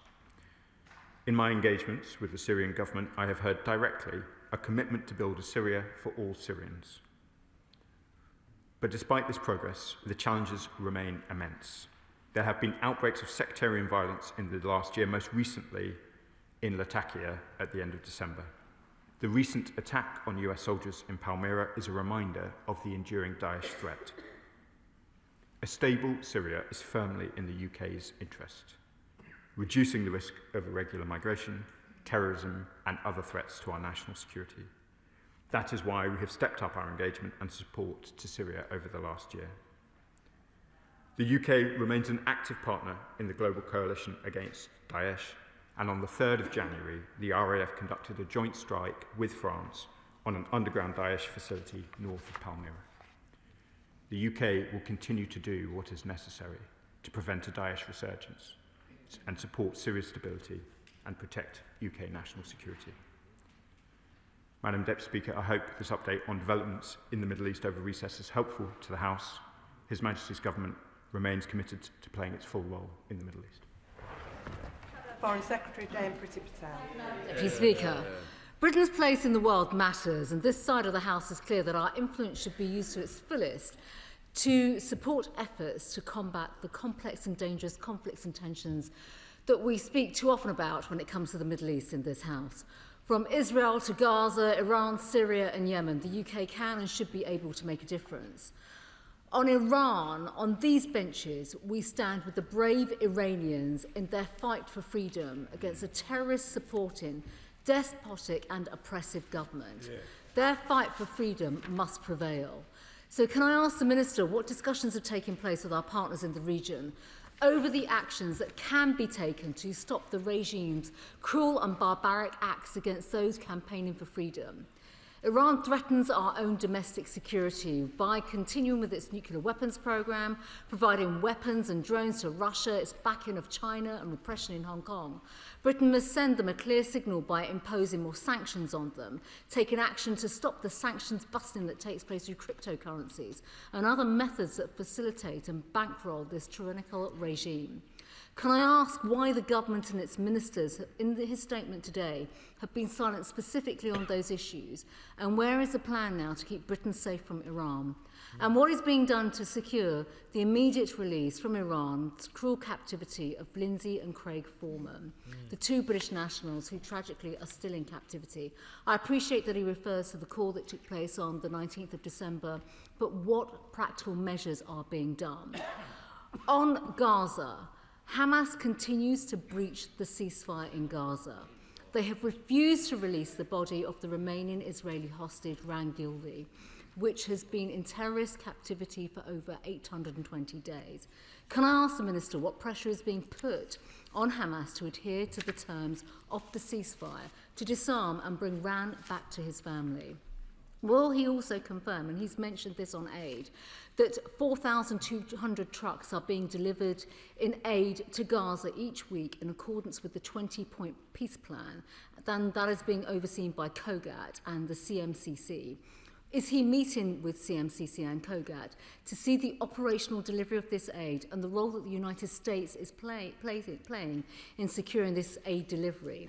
And on the licensing of NGOs, can the Minister confirm that the number of agencies that have been through the licensing programme, how many have been, and what contribution are they now making?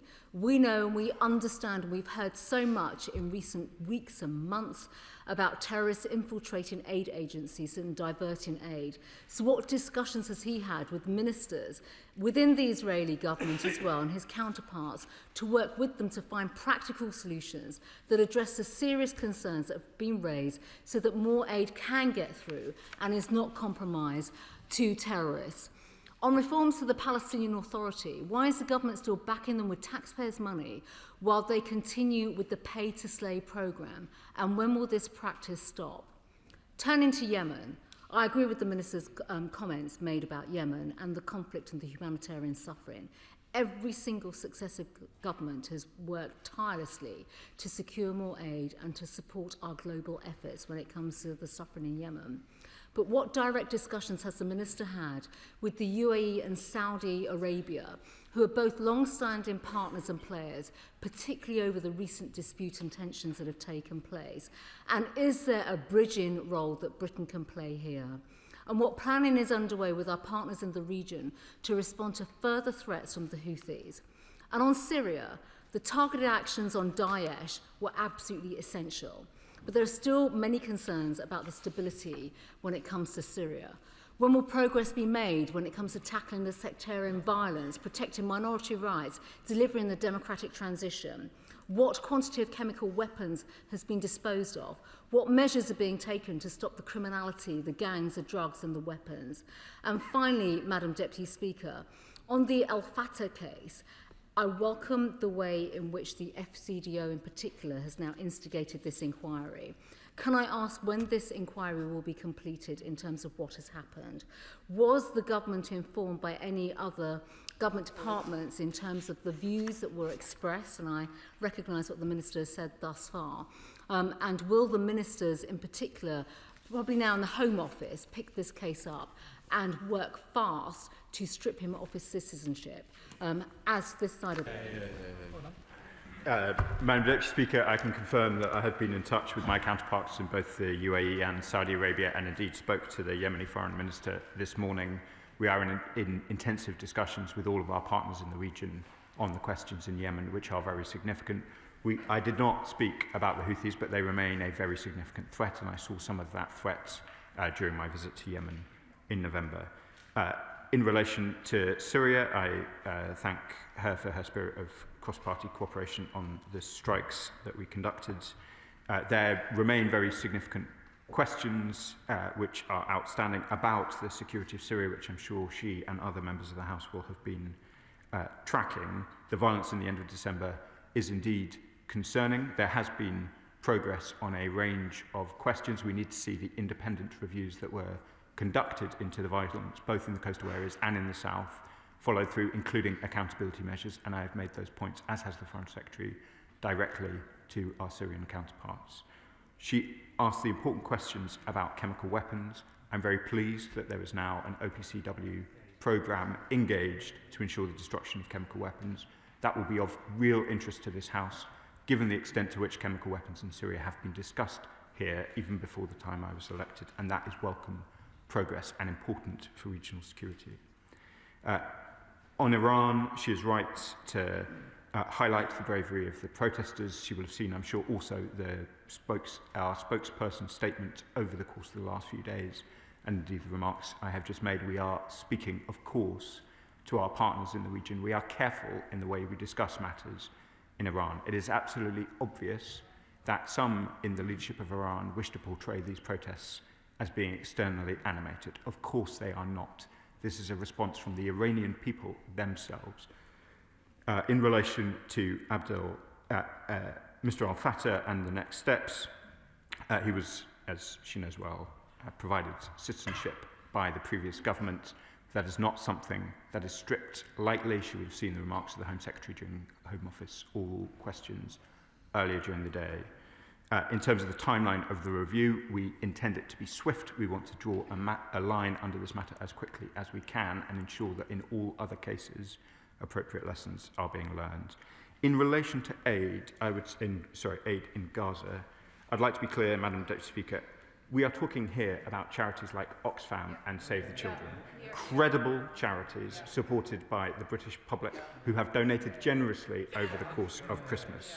There has, of course, been concerns in relation to aid in Gaza. We have ensured wherever they have been raised, they have been investigated, but we should not let that take away from the credibility of the organisations involved. It is vital that those aid agencies are able to work.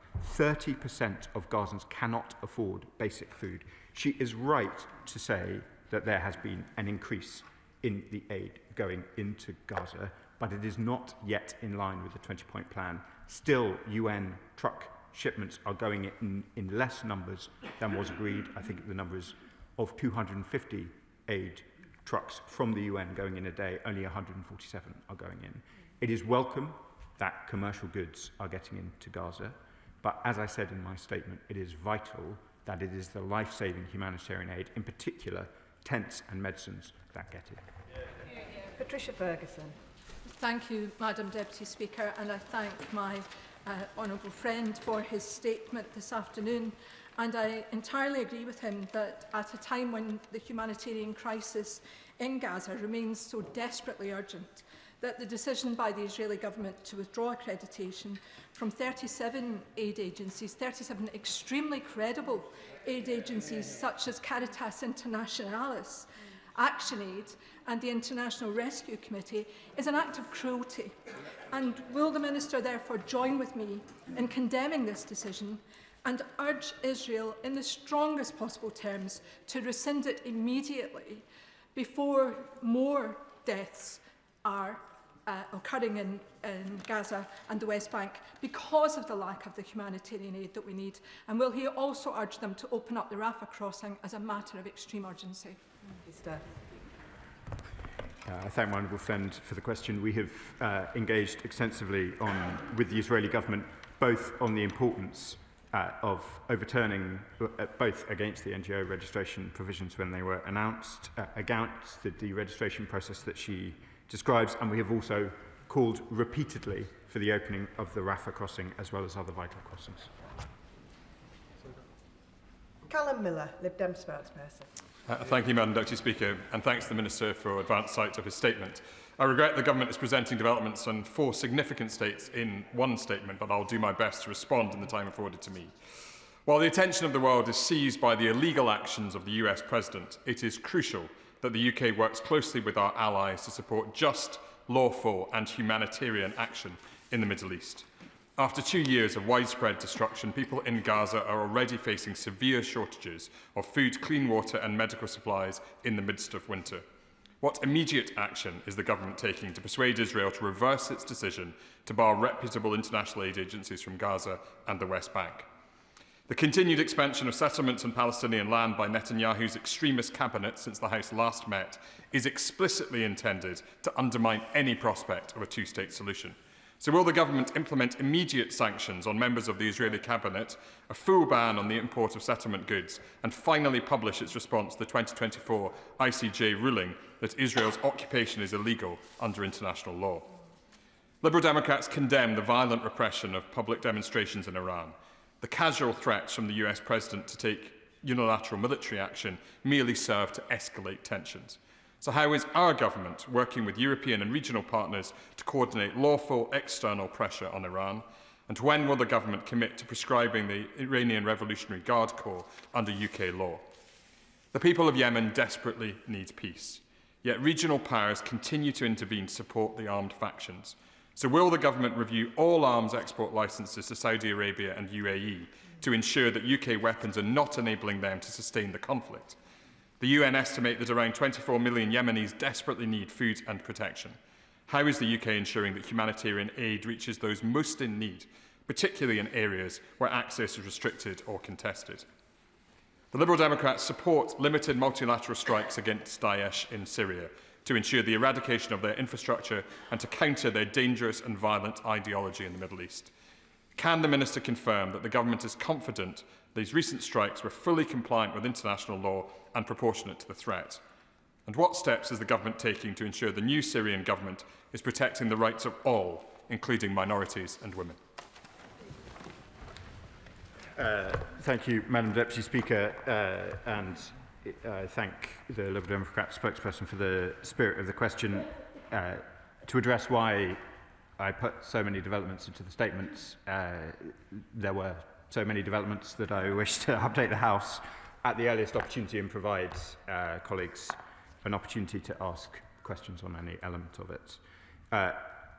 We will continue to voice our position in relation to the absolute vital importance of the right to assembly in Iran and indeed a right to communications as well, and we will continue to do that alongside our partners and indeed in our own voice as well. I am confident and can assure the House that the strikes on Iran were consistent and compliant with international law. We, as I said to the Shadow Foreign Secretary, we continue to raise the importance of accountability in relation to violence in Syria with the Syrian government. In relation to developments in Yemen, particularly on questions of aid, there is, I'm afraid, a very significant divergence between the ability of the UK to deliver aid in the areas controlled by the Houthis and the areas not controlled by the Houthis. The Houthis have continued to seize aid workers and indeed aid premises. It is simply not possible under these circumstances to have an aid operation which operates at the scale of the needs of the Yemeni people. I call again on the Houthis, as I have repeatedly, to release all those they've detained, to leave those officers and to abide by humanitarian principles. If they do not, it is simply not possible for the UK or indeed any other humanitarian actor to ensure that the Yemenis get the support that they require. In relation to arms sales, we, as I know the Liberal Democrat spokesperson is aware, we have the most robust arrangements in the world, and I'm confident that they have been followed in this case, but of course we keep these matters as ever under close review. John MacDonald. I was one of those MPs who campaigned hard for the release of Alaa Abd el Fattah. So can I say to the Minister, it's important that when the considerations are taking place about the overall process around that, there is an accurate narrative.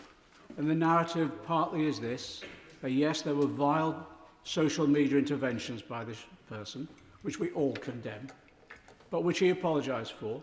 But more than that, he became a campaigner in his own country for civil rights in Egypt, because he's a joint citizen, for civil liberties, civil rights, religious freedom, campaigned against anti-Semitism, and for that has served 10 years in prison.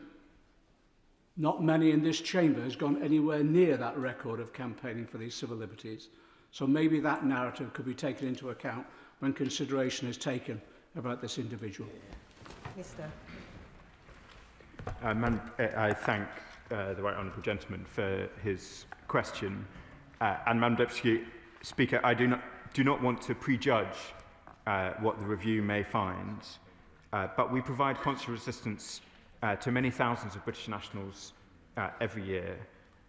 There is, of course, a debate, which the Shadow Foreign Secretary alluded to, about whether or not he should have been made a citizen in 2021. But in 2024, when we became a government, he was undoubtedly a British citizen. We will continue, I am sure, to provide consular assistance on a non-judgmental basis.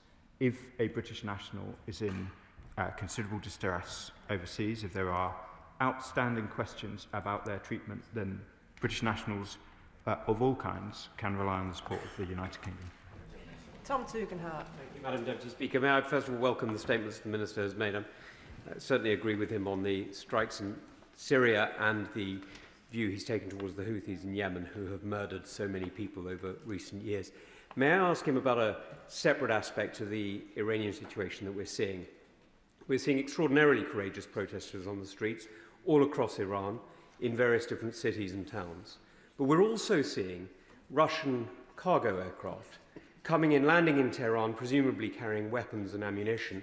And we're hearing reports of large amounts of gold leaving Iran. I was wondering whether he could update the House on any of those reports which suggest that the regime itself is preparing for life after the fall.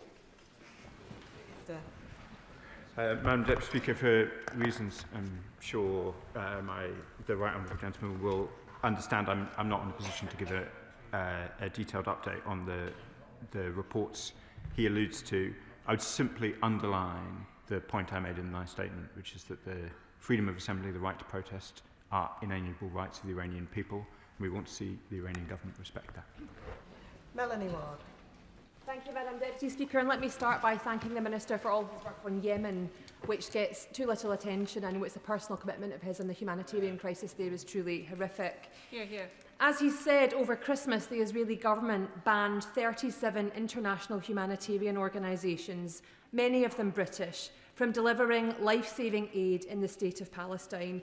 They include Medical Aid for Palestinians, the International Rescue Committee, Action Aid and Médecins Sans Frontières. In doing so, Israel follows in the footsteps of other aid-banning regimes such as North Korea, Russia and Myanmar. More civilians are dying as a result. We know from the last 2 years that words and statements have no impact on the behaviour of this Israeli government. So when will the UK take real action, impose sanctions on all of those Israeli government officials who are involved in this illegal, inhumane ban on humanitarian organisations? Madam Deputy Speaker, my honourable friend speaks with considerable experience of delivering aid in Palestine. She will know I won't comment further on sanctions, but this question of the NGO's ability to operate in Gaza is obviously vital for the very, very pressing questions which face the Palestinian people, and the British government will continue to raise them. David Mundell.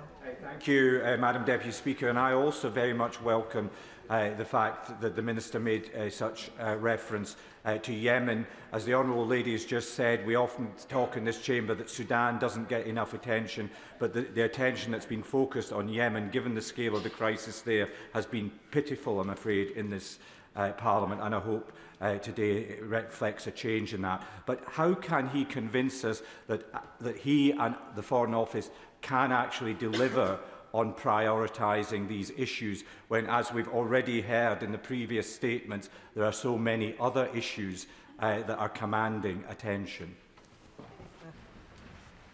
Madam Deputy Speaker, I would just like to fulsomely emphasise that I would like it if there were fewer issues on the international stage, and indeed in the Middle East, particularly over the Christmas period. But there clearly is a range of very, very significant and important developments which are happening both in the region I am responsible for and indeed those of my colleagues. Yemen is a priority for us. I was glad to be the first minister to visit in 6 years.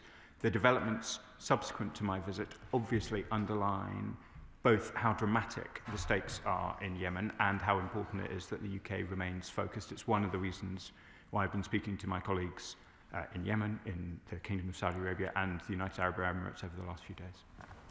Paul Wall. Thank you, Madam Deputy Speaker. Can I welcome the fact that, as the Minister said, The UK is spending £116 million this financial year on aid to Palestinians. That's vital aid for healthcare, food, clean water and sanitation. But the fact remains that that aid is often stuck at the border because of the continued closure of the Rafah crossing.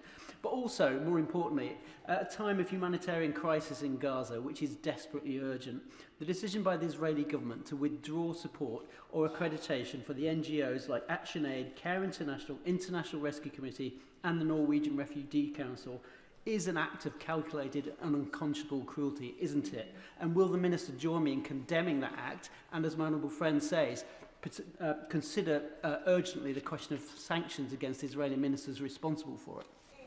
Minister. My honourable friend has been a doughty campaigner on these issues since he arrived in the House. I don't have much further to add. The British position is absolutely clear in relation to the deregistration of NGOs. We opposed the proposals when they were first mooted, and we oppose the deregistration now. These are credible organisations. He refers to many of them featured in the disasters, the DEC appeal that was ongoing through Christmas, and I know that many of our constituents, including my constituents in Lincoln, will have contributed fulsomely because they are so keen to see aid entering Gaza in the way that we all know it needs to. Monica Harding. Thank you, Madam Deputy Speaker. The Minister speaks at length about humanitarian need and the UK's desire to lead. Yet the reality is that this government has cut aid to its lowest level this century. The OPTs Yemen and Syria all face cuts, and Syria alone this year aid has been slashed by 35%.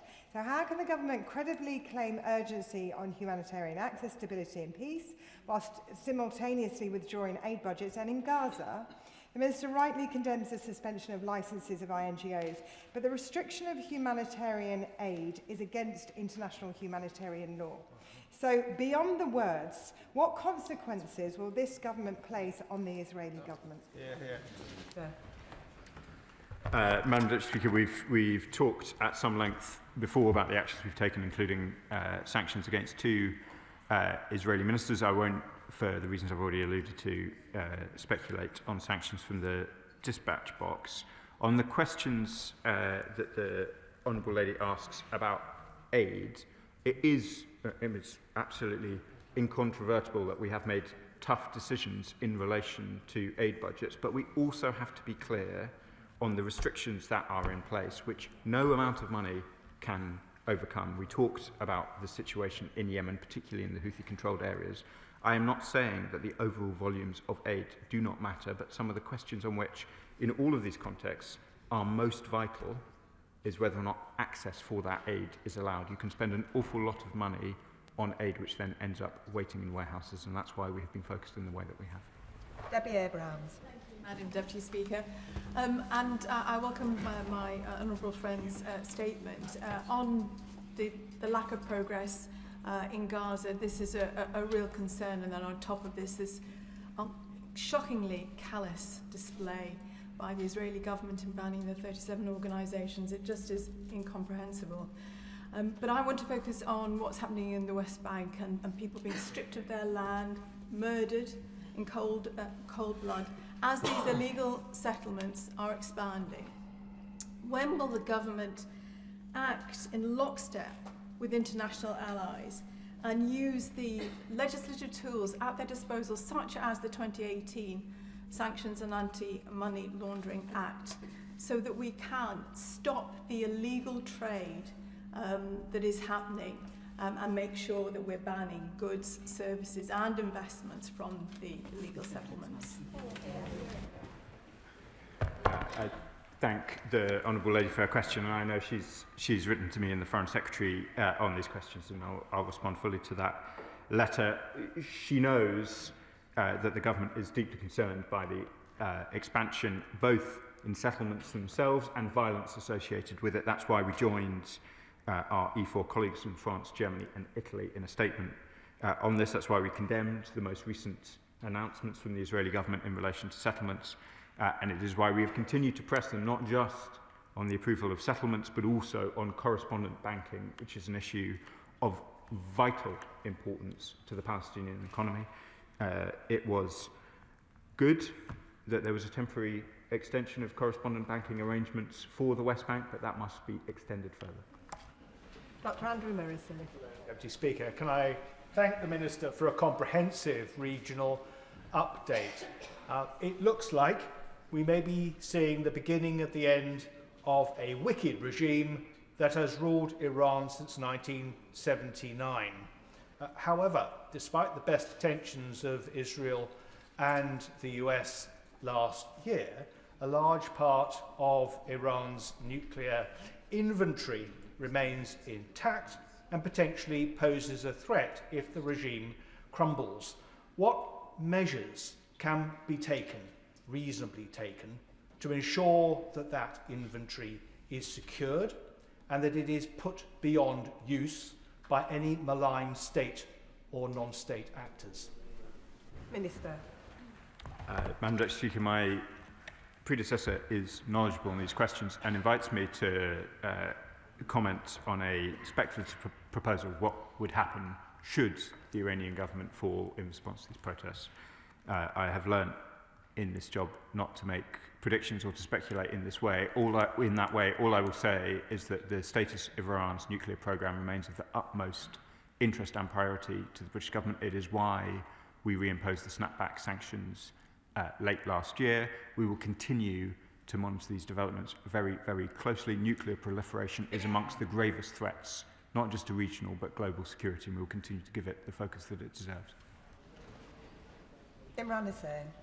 Thank you, Madam Deputy Speaker. The reality is that Israel continues to breach the ceasefire whilst the international community continues to offer words and statements of concern without any real action. As we've already heard in the Chamber today, this week it announced that 37 international aid organisations will now be prevented from distributing aid in the occupied Palestinian territories. That means more women and children already starving will die in continuation of Israel's genocide in Gaza. Does the Minister not think that the time for words of concern and statements of concern without action is over? And when will he finally announce proper, meaningful action, including ending all arms sales, widespread sanctions on Israel in the same way we have done to Russia for its war crimes in Ukraine, and ending all trade with illegal settlements? Madam Deputy Speaker, I have set out already the continued aid efforts. I've set out the work we're doing both alone and alongside partners to ensure that these points that we're discussing this evening are made with the force that they require to the Israeli government, and will continue to do so. Chris Law. Thank you, Madam Deputy Speaker. It won't surprise you that I'm going to echo more or less what many people have said on Gaza across this House, which is 1.6 million people are facing starvation, winter floods, winter storms, freezing temperatures. Aid has been totally blockaded. 37 NGOs, including Medicines Sans Frontières, Norwegian Refugee Council, ActionAid, Oxfam and others are denied access. And less than 10% of aid that was received before October 23 is now getting through. And the question that keeps getting asked in this House is this: what's the next concrete step that this UK government is prepared to take? If we can't discuss sanctions and all we're discussing talk, is there something else that can be given, is offered to all of us in this House who are desperate to hear some further progress that's going to be made? Thank you. I can reassure the honourable gentleman this has been a priority through the Christmas period. We will continue to work on it with the urgency that it requires, and I'll continue coming to the House to provide updates. Stella Creasy. Thank you, Madam Deputy Speaker. I feel I must press the Minister on this issue about the settlements that were announced over the Christmas period, further 19 of them in the West Bank, because Minister Smotrich has been explicit. This is about deliberately making it impossible to establish the Palestinian state.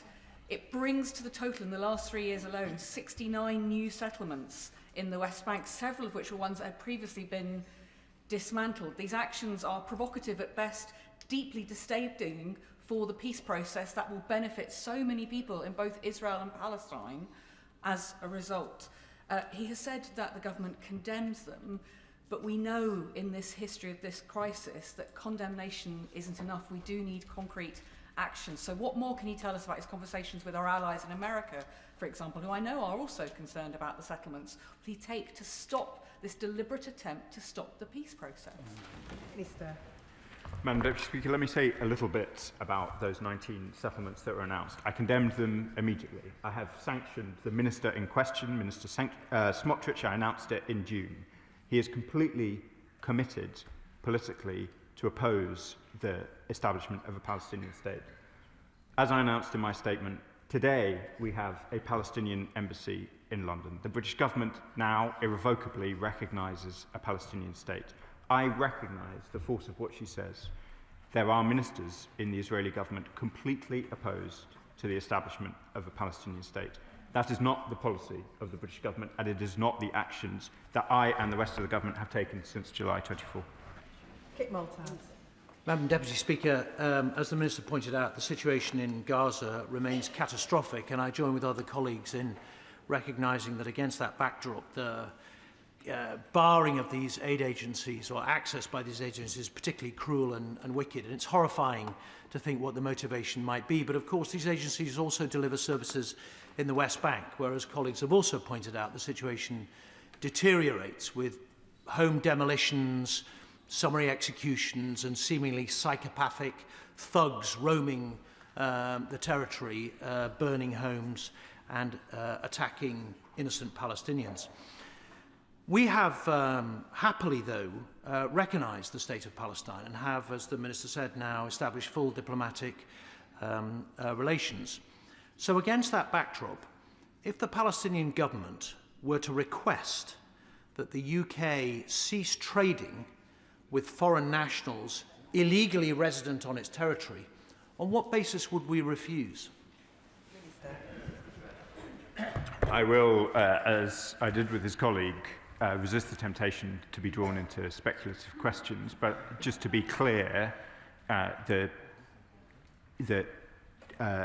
West Bank is considered Palestinian territory.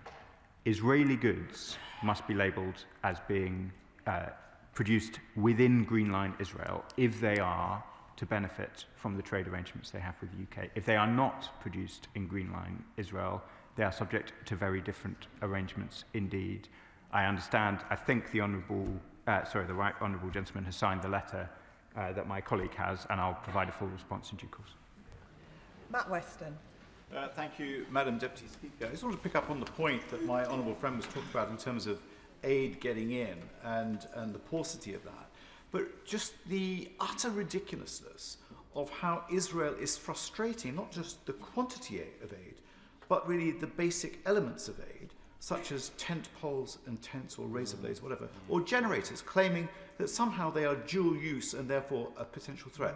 Could I urge him, really in terms of humanitarian basis, to pick this up with his opposite number about just how wrong this is and how he is denying humanitarian aid to the people of Palestine?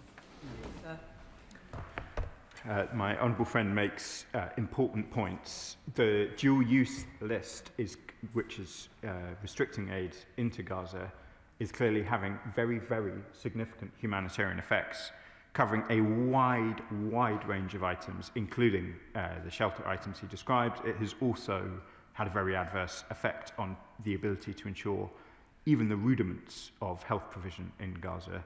We have and will continue to call on the Israeli government to review the dual-use list and ensure that vital supplies get in the quantity that is required with the urgency demanded. Brian Matthew. Madam Deputy Speaker, I welcome the Minister's statement and the good news about the establishment of the Palestinian embassy today in London. My question, however, concerns Sudan. As a member of the International Development Committee, the latest assessment we have on the number of killings in Al-Fasher is now 75,000 people. The horror that those poor people are living and dying through every day demands action before the city of El Obeid suffers the same fate or worse. With millions of people at risk of starvation through this war, what discussions are being had with the UAE to stop the flow of weapons and with the African Union to see an expeditionary peace force put together to save Sudan? Thank you. The honourable gentleman is right to highlight the situation in Sudan. It is the worst humanitarian crisis of our time, despite the many other pressures that I described in other parts of the world. We are doing all we can politically and diplomatically to end the fighting. It remains a priority for the Foreign Secretary and the Minister for Africa, and we're working alongside the US-led Quad, including in engagements with our colleagues in Saudi Arabia, the Emirates, and all those with an ability to influence. Andy Slaughter. Thank you very much, Madam Deputy Speaker. This morning I had the honour to attend the official opening of the Palestinian embassy in my constituency by His Excellency Ambassador Hussein Zomlot, and also by 14-year-old Abida, evacuated to the UK for medical treatment after losing 2 of his limbs in Israeli bombings. Can I thank the Minister for his work in achieving recognition, which his predecessors failed to do in the past 80 years, and also for supporting the medical evacuations. But can I press him on this point about action against settlements? When the Israeli government has a declared policy of using settlements to prevent that very Palestinian state that we have just recognised, what practical steps or what reason can he give for not taking action to stop investment in settlements and to stop trade with settlements? I thank my honourable friend for his kind opening remarks. It's easy with so much going on to lose sight of the individual cases in these conflicts, and meeting some of the children that we have medically evacuated is a truly humbling reminder both of the horror of war, the horror of what is happening in Gaza, but also the power of the UK to really make a difference to people's lives. So I'm grateful to him for bringing it to the House's attention. We are not only committed to a Palestinian state, we have recognised one. We have set out clearly where that Palestinian state is, and that clearly has implications under international law. Points we have made both in relation to the most recent set of settlements announced by the Israeli government, and indeed some of the other very significant settlements, including the E1 settlement that have been announced. There are also steps that we are taking in relation to the correspondent banking questions, which are also vital. I can assure my honourable friend and indeed the House that we will continue to work on these issues through the new year. Ellie Chowns. Thank you, Madam Deputy Speaker. I thank the Minister for his statement. He rightly condemns the outrageous blocking of delivery of humanitarian aid that's desperately needed in Gaza. His statement did not mention the West Bank, but as colleagues have highlighted, another development over the Christmas period was the decision of the Israeli Security Council to permit establishment of 19 new settlements. Now, the Minister rightly condemned this, but repeated condemnation, which is repeatedly ignored by an Israeli government that repeatedly breaks international law, is simply not enough. So will the Minister finally take the very straightforward, concrete step that is open to him of banning all trade with illegal settlements? They are illegal, their proceeds are proceeds of crime. Why will he not take that step? Mr. Madam Deputy Speaker, I'd remind the House that I've announced 3 waves of sanctions in relation to settlements in the West Bank. I've announced sanctions on both Mr. Smotrich and Mr. Ben-Gvir, the 2 politicians in Israel, in the Israeli government, that colleagues from across the House have most often referred to in their understandable concern about the expansion of settlements. I will respond to the letter in relation to goods. There is, as I said to the honourable gentleman from the Conservative benches, there are very different arrangements in place for trade with those settlements in the occupied Palestinian territory.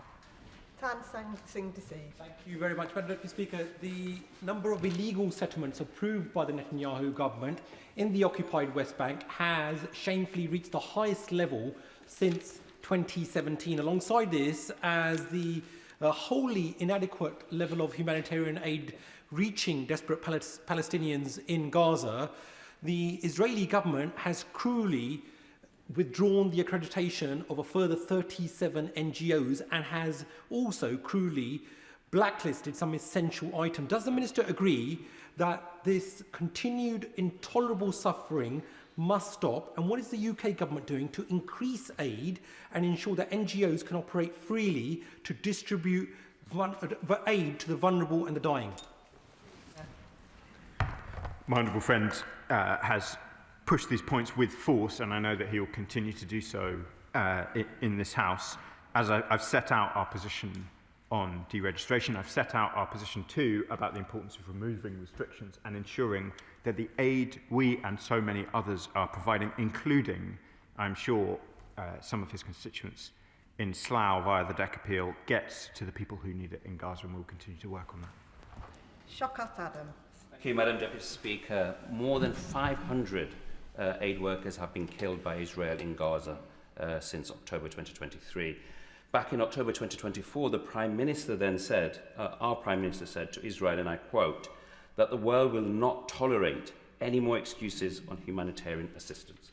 So can I please ask the Minister to explain any tangible policy steps that the UK will take? Not words, not condemnation, tangible policies, now that Israel has taken further actions to obstruct much-needed aid and endangered our aid workers. The honourable gentleman is right to talk of the danger to aid workers. He, and I know many others across the House, will be aware that more than 500 aid workers have died in the Gaza conflict. I have set out some of what we are doing to try and ensure that aid gets into Gaza. We will continue to take those steps. We will continue to work with our partners in the way that I have set out. Tom Rutland. Thank you, Madam Deputy Speaker. I agree with the Minister that Mr El Fattah's tweets are abhorrent, and I'm glad that the government has made its position on his views clear.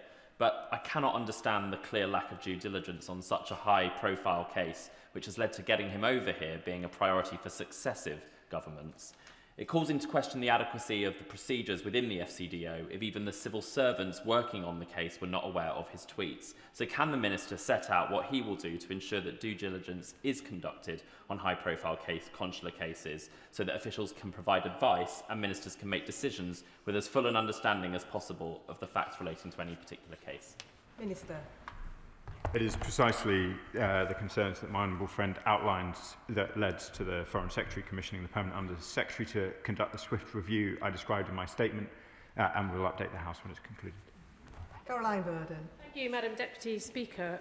It's quite difficult to know what to focus on in this wide-ranging statement. The rights of women and girls in Iran, or the awful situation in Yemen, but I would like to focus on the situation with Israel banning 37 international aid organisations like MSF and Oxfam from Gaza. Now, in the Minister's statement, he uses passive language. He says too much aid is still stuck at Gaza's borders.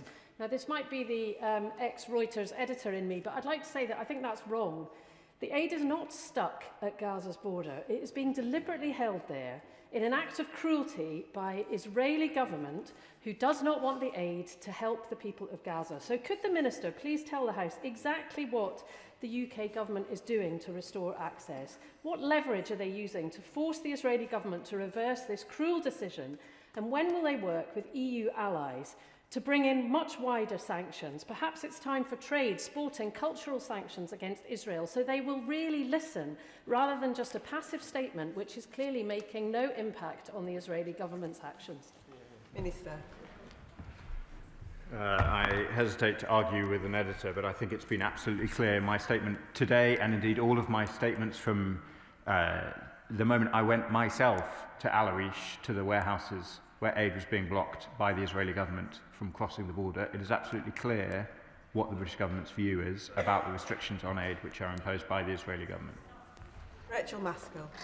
Madam Deputy Speaker, the provision of aid is needed at pace. The provision of healthcare is needed at pace, and yet over the last 27 months, pace has not been the response. And what I would say to the Minister is, how is he taking a step back and looking, for instance, at the instruments available to him, like the international law framework, to ensure that that can operate at pace? Because clearly without pace, the Israeli government feels that it has impunity to do whatever it wishes.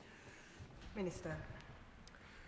Madam Deputy Speaker, as I alluded to in my last answer, we have wanted more aid into Gaza since almost the first day we were the government. I have travelled extensively to the region and seen the restrictions on aid. I have called repeatedly for the Israelis to allow that aid in. We will continue to work to try and see that aid getting in at the pace and the scale that is required. We are doing a range of things. We are part of the CMCC, which the Shadow Foreign Secretary visited and I believe met our UK embeds within the CMCC. We have worked with the Jordanians on airdrops. We have gone to Al Arish ourselves to make these points.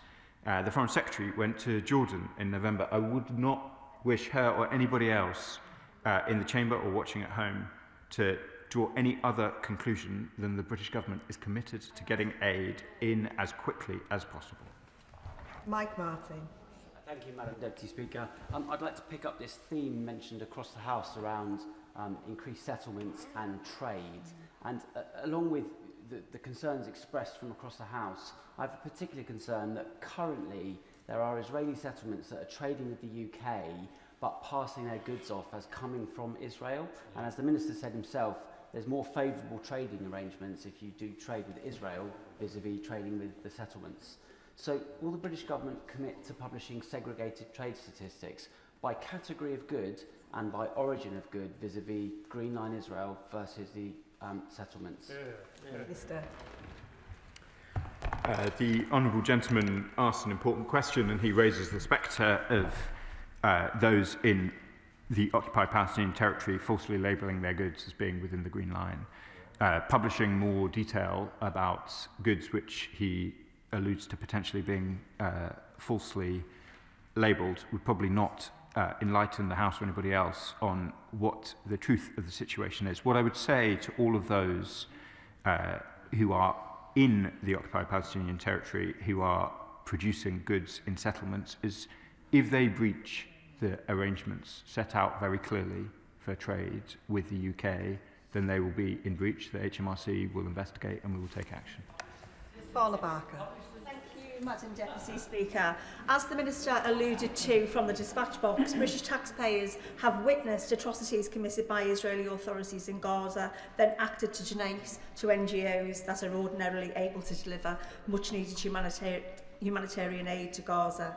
However, Israeli authorities continue to impede full humanitarian access, leaving aid paid for by the British public out of the reach of those who urgently need it. Can the Minister explain to the British public how the UK plans to urgently solve this ongoing issue and ensure an end to the obstruction of British charities? Minister. Thank my honourable friend for the question. As I set out in the statement, it is very clear in the 20-point plan what the provisions around aid need to be, and they include the unimpeded operation of the UN and humanitarian agencies. That is what we need to see, and we are talking to all of our partners, as well as raising these points directly with Israel to ensure that, as she says, the aid provided from the UK and many other places gets into Gaza in the way that it needs to. Adnan Hussain. Thank you, Madam Deputy Speaker. As Israel continues its brutal treatment of Palestinians in Gaza, aid remains blocked even as people face flooding, severe weather and freezing conditions that have already claimed the lives of infants. I asked the Minister why the government is not demanding full, unrestricted access for international aid workers, UN agencies and medical teams, and I ask why is foreign media still barred from Gaza? What is the UK doing to ensure independent, international journalists can report freely so the world can see the true scale of the devastation and the horrific crimes being committed? Madam Deputy Speaker, I've set out already why we want international NGOs in Gaza, why it's so vital that aid can get in an unimpeded way. It is also vital that international journalists and indeed journalists of all kinds are able to report freely. Alex Serble. Thank you, Madam Deputy Speaker. I know the Minister is aware of the case of Marwan Barghouti. Marwan Barghouti's case was reported by the Interparliamentary Union to have been in violation both of the Oslo Accords and the Geneva Convention, having been abducted by Israel from the West Bank and put on trial in Israel. He will have seen the reporting today that Sanctioned Minister Ben Gvir said that Barghouti should be executed, an unconscionable statement by a sanctioned Israeli minister. Can I ask the Minister whether the government has assessed the compatibility of Mr Barghouti's trial detention with international humanitarian human rights law, and whether this informed any representations made the Israeli authorities beyond calling for ICRC access? Minister. Well, let me be clear. The British government opposes the use of the death penalty in all cases, everywhere, as a principled position. The treatment of detainees in Israel has been a question that we have also raised recently, and I'm happy to revert to him on the more detailed question he asks about Mr Barghouti. Chris Coughlin. Deputy Speaker, I was extremely proud to serve on the anti-Daesh campaign in the Foreign Office and the Army. I think it's important to recognise that that campaign is both just and I believe represents the UK actually learning the lessons from Afghanistan and Iraq in what has been a largely successful intervention. And I strongly welcome the new government in Syria, but it is of course concerning that there has been an increase in ISIS activity in the last year. But perhaps the most intractable issue with ISIS in my experience is the 27,000 ISIS members and their families in prisoner camps in Syria, including many children who are being radicalised. Can the Minister assure me that both the government and the global coalition is monitoring this risk and taking what practical measures it can to prevent the next generation of ISIS emerging? Minister. I thank the gallant member for his service both in the Foreign Office and in the British military, and I can confirm that the camps in North East Syria remain a high priority for the British government. Dr Scott Harper. Thank you, Madam Deputy Speaker, and I do thank the Minister for his statement and also for being so quickly to condemn Netanyahu when yet again tried to blockade into Gaza, and also for condemning those new settlements which hopefully won't actually go forward. But I do want to talk about Iran.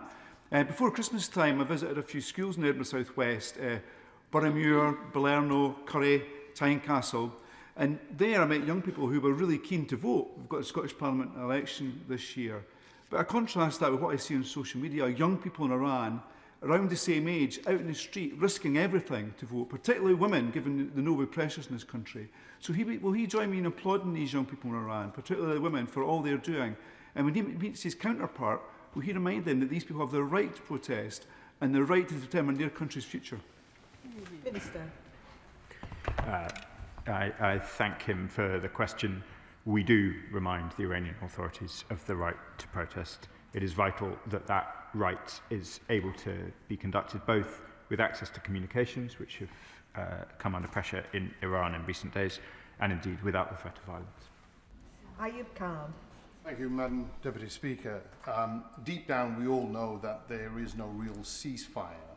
How can it be a ceasefire when more than 500 civilians, Palestinians, have been murdered? Approximately 100 of them children. We all celebrated the New Year with family and friends with fireworks when IDF soldiers celebrated New Year's by firing unlimited bullets and to Gaza blindly. The level of depravity is unspeakable. And now we know that 37 reputable organisations are being prevented from providing humanitarian aid. There is one suggestion. We know that 9 countries, along with the UK, expressed their concern. Can I ask the Minister, what stops the Minister, this government, from joining with those 9 countries and making a visit to the ICC and raising this matter so we get a ruling and then enforce it, if necessarily, with military? The Honourable Gentleman will be familiar with the deliberations of the ICC already in relation to this conflict. The ICC is supported by the UK, but it operates independently and at a distance, rightly, from the ministers of this country and any other. Kim Johnson. Thank you, Madam Deputy Speaker. And I'd like to thank my honourable friend for his statement and his continued work in the region. But, Madam Deputy Speaker, the IDF continue to deliberately target children in Gaza. The ongoing genocide and the systemic destruction of medical facilities in the region means that those desperately sick and injured children are unable to access the medical attention they need. But I'd like to thank the Minister for meeting with Ubaida and Mahmoud, two medically evacuated children hosted by the Prime Minister in Number 10 just before Christmas. But will the Minister update the House in terms of what work is going on in terms of increasing the numbers of Gazan children that will be medically evacuated to this country for the need that they need, the support they need? Minister. I was deeply moved to meet the injured Gazan children with my honourable friend. As I said during that meeting, it is vital that we ensure that children in Gaza have access to the healthcare that they need. It is vital that the supplies to provide that healthcare are able to get into Gaza.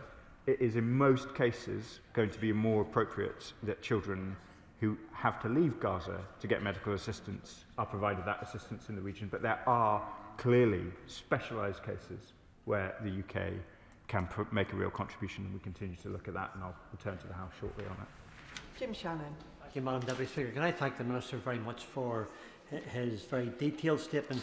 It's much appreciated by all of us in this House who have a very, very deep interest in human rights, and we thank him for that. We know his heart's in it, and we appreciate it.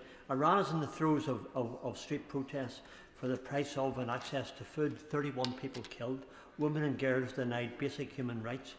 But for years, Christians, Baha'is, Shias, Sunnis and many other religious groups have been directly abused and murdered, churches destroyed, religious groups have been denied access to education, to health, to jobs, to property, even the right to have their own burials of their co-religionists and their own graveyards. It is truly time, I believe, to step up all action to protect these religious groups in Iran and to give the freedom that Iranian people desire. What can be done with the Iranian government in exile to deliver the freedom, the liberty, the democracy, and for a secular and non-nuclear republic that all Iranians desire? Thank you. Minister. I thank the honourable gentleman. We set out, alongside many of our partners in the international system, a statement covering a range of rights-based issues as at the UN Third Committee in November. Freedom of expression, freedom of religion are important rights which we will continue to advocate across the world. James Nash. Thank you, Madam Deputy Speaker, and on behalf of my constituents, I welcome the establishment of the Palestinian Embassy in London today. Just turning to Syria, its long-term stability depends on protecting its long-standing diversity and preventing sectarian violence, as the Minister has alluded to. In light of recent violence and the lack of progress this weekend in integrating the Syrian Democratic Forces in northeastern Syria into national institutions, I wonder what the Minister would say about the progress that's being made in terms of building an inclusive Syria for the future. Minister. It is vital that Syria is a place which is seen as safe and secure, not just by its majority, but the important minorities which are a vital part of Syria's fabric. My honourable friend refers to the Kurds of northeast Syria. There's also, of course, a range of other minorities, not limited to the Alawites, the Druze, and others. It is vital that the Syrian government provides all minority communities in Syria with assurance of their place in the new Syria, and we discuss these questions regularly with the Syrian government. Calvin Bailey. Thank you, Madam Deputy Speaker. The combined operation of Royal Air Force Typhoons and French aircraft in Syria reminds us of the continuing threat Daesh plays to the people of Syria and our partners in the region, the importance of our European allies, and the importance of funding a strong and capable military. Would my honourable friend, or would the Minister, agree with me that we should honour our brave servicemen that took part in this operation, and can he outline what steps are being taken to ensure the continued security of Syria? I would like to thank my gallant friend for his service in the RAF. I am very proud to be the MP for RAF Waddington. He probably trumps me, honestly, in closeness to the RAF, given his long service there. They performed vital work in countering the threat of Daesh in Syria. We will continue both with our diplomatic and all other levers to ensure that Daesh does not re-emerge in Syria and pose a threat not just to Syria, but to the region and indeed the UK. Kirstine Sullivan. Thank you, Madam Deputy Speaker. Late last year, I met constituents who run a community link with Jayus in the West Bank. Villagers there have described a daily life of hostility and obstruction by police and intimidating, threatening intrusions by nearby settlers, despite Israeli court rulings in favour of the villagers on repeated occasions. Can the Minister advise how the UK's recognition of the State of Palestine will translate into practical steps to protect communities like Jayus and advance peace, security and democratic governance? Minister. I thank my honourable friend and her constituents. We will continue to take actions as required to ensure that the rights of Palestinians are protected. Indeed, as my honourable friend alludes to, Israeli courts have upheld those rights on a number of occasions, and it is vital that the rule of law is seen and does operate in these areas. Warren de Jos. Thank you, Madam Deputy Speaker. I thank the Minister for his statement and for all the work that he has been doing on these issues. What reason has the Israeli government given us for stopping these NGOs from operating in Gaza? And if it is absolutely clear, as has been mentioned by other members in the House, that it is a deliberate act of cruelty to prevent healthcare and aid going into Gaza and to defeat the peace plan, what action are we taking as a UK government against Israel and to reinstate the NGOs? Minister. As they have set out publicly, the Israeli government have sought more detail about the Palestinian staff of these NGOs. Many of these NGOs have not provided it, given concerns over the targeting of aid workers. That impasse has led to the deregistration of many of these NGOs. A number of international parties, including the UK, have proposed acceptable solutions consistent with humanitarian principles to try and navigate these concerns, but they have not been taken up. Douglas McAllister. Thank you, Madam Deputy Speaker. The Minister advised in his statement that consular cases of British citizens detained abroad are at the heart of the work of the Foreign Office and provided an update on some of these cases. My Western Bartonshire constituent, Jack Tarsine Johal, remains arbitrarily detained in India for over 8 years now. Madam Deputy Speaker, in 2 weeks' time it will be 3,000 days. What is being done now to secure his release, beyond just raising his case with Indian counterparts? We've been doing that for 8 years with no effect.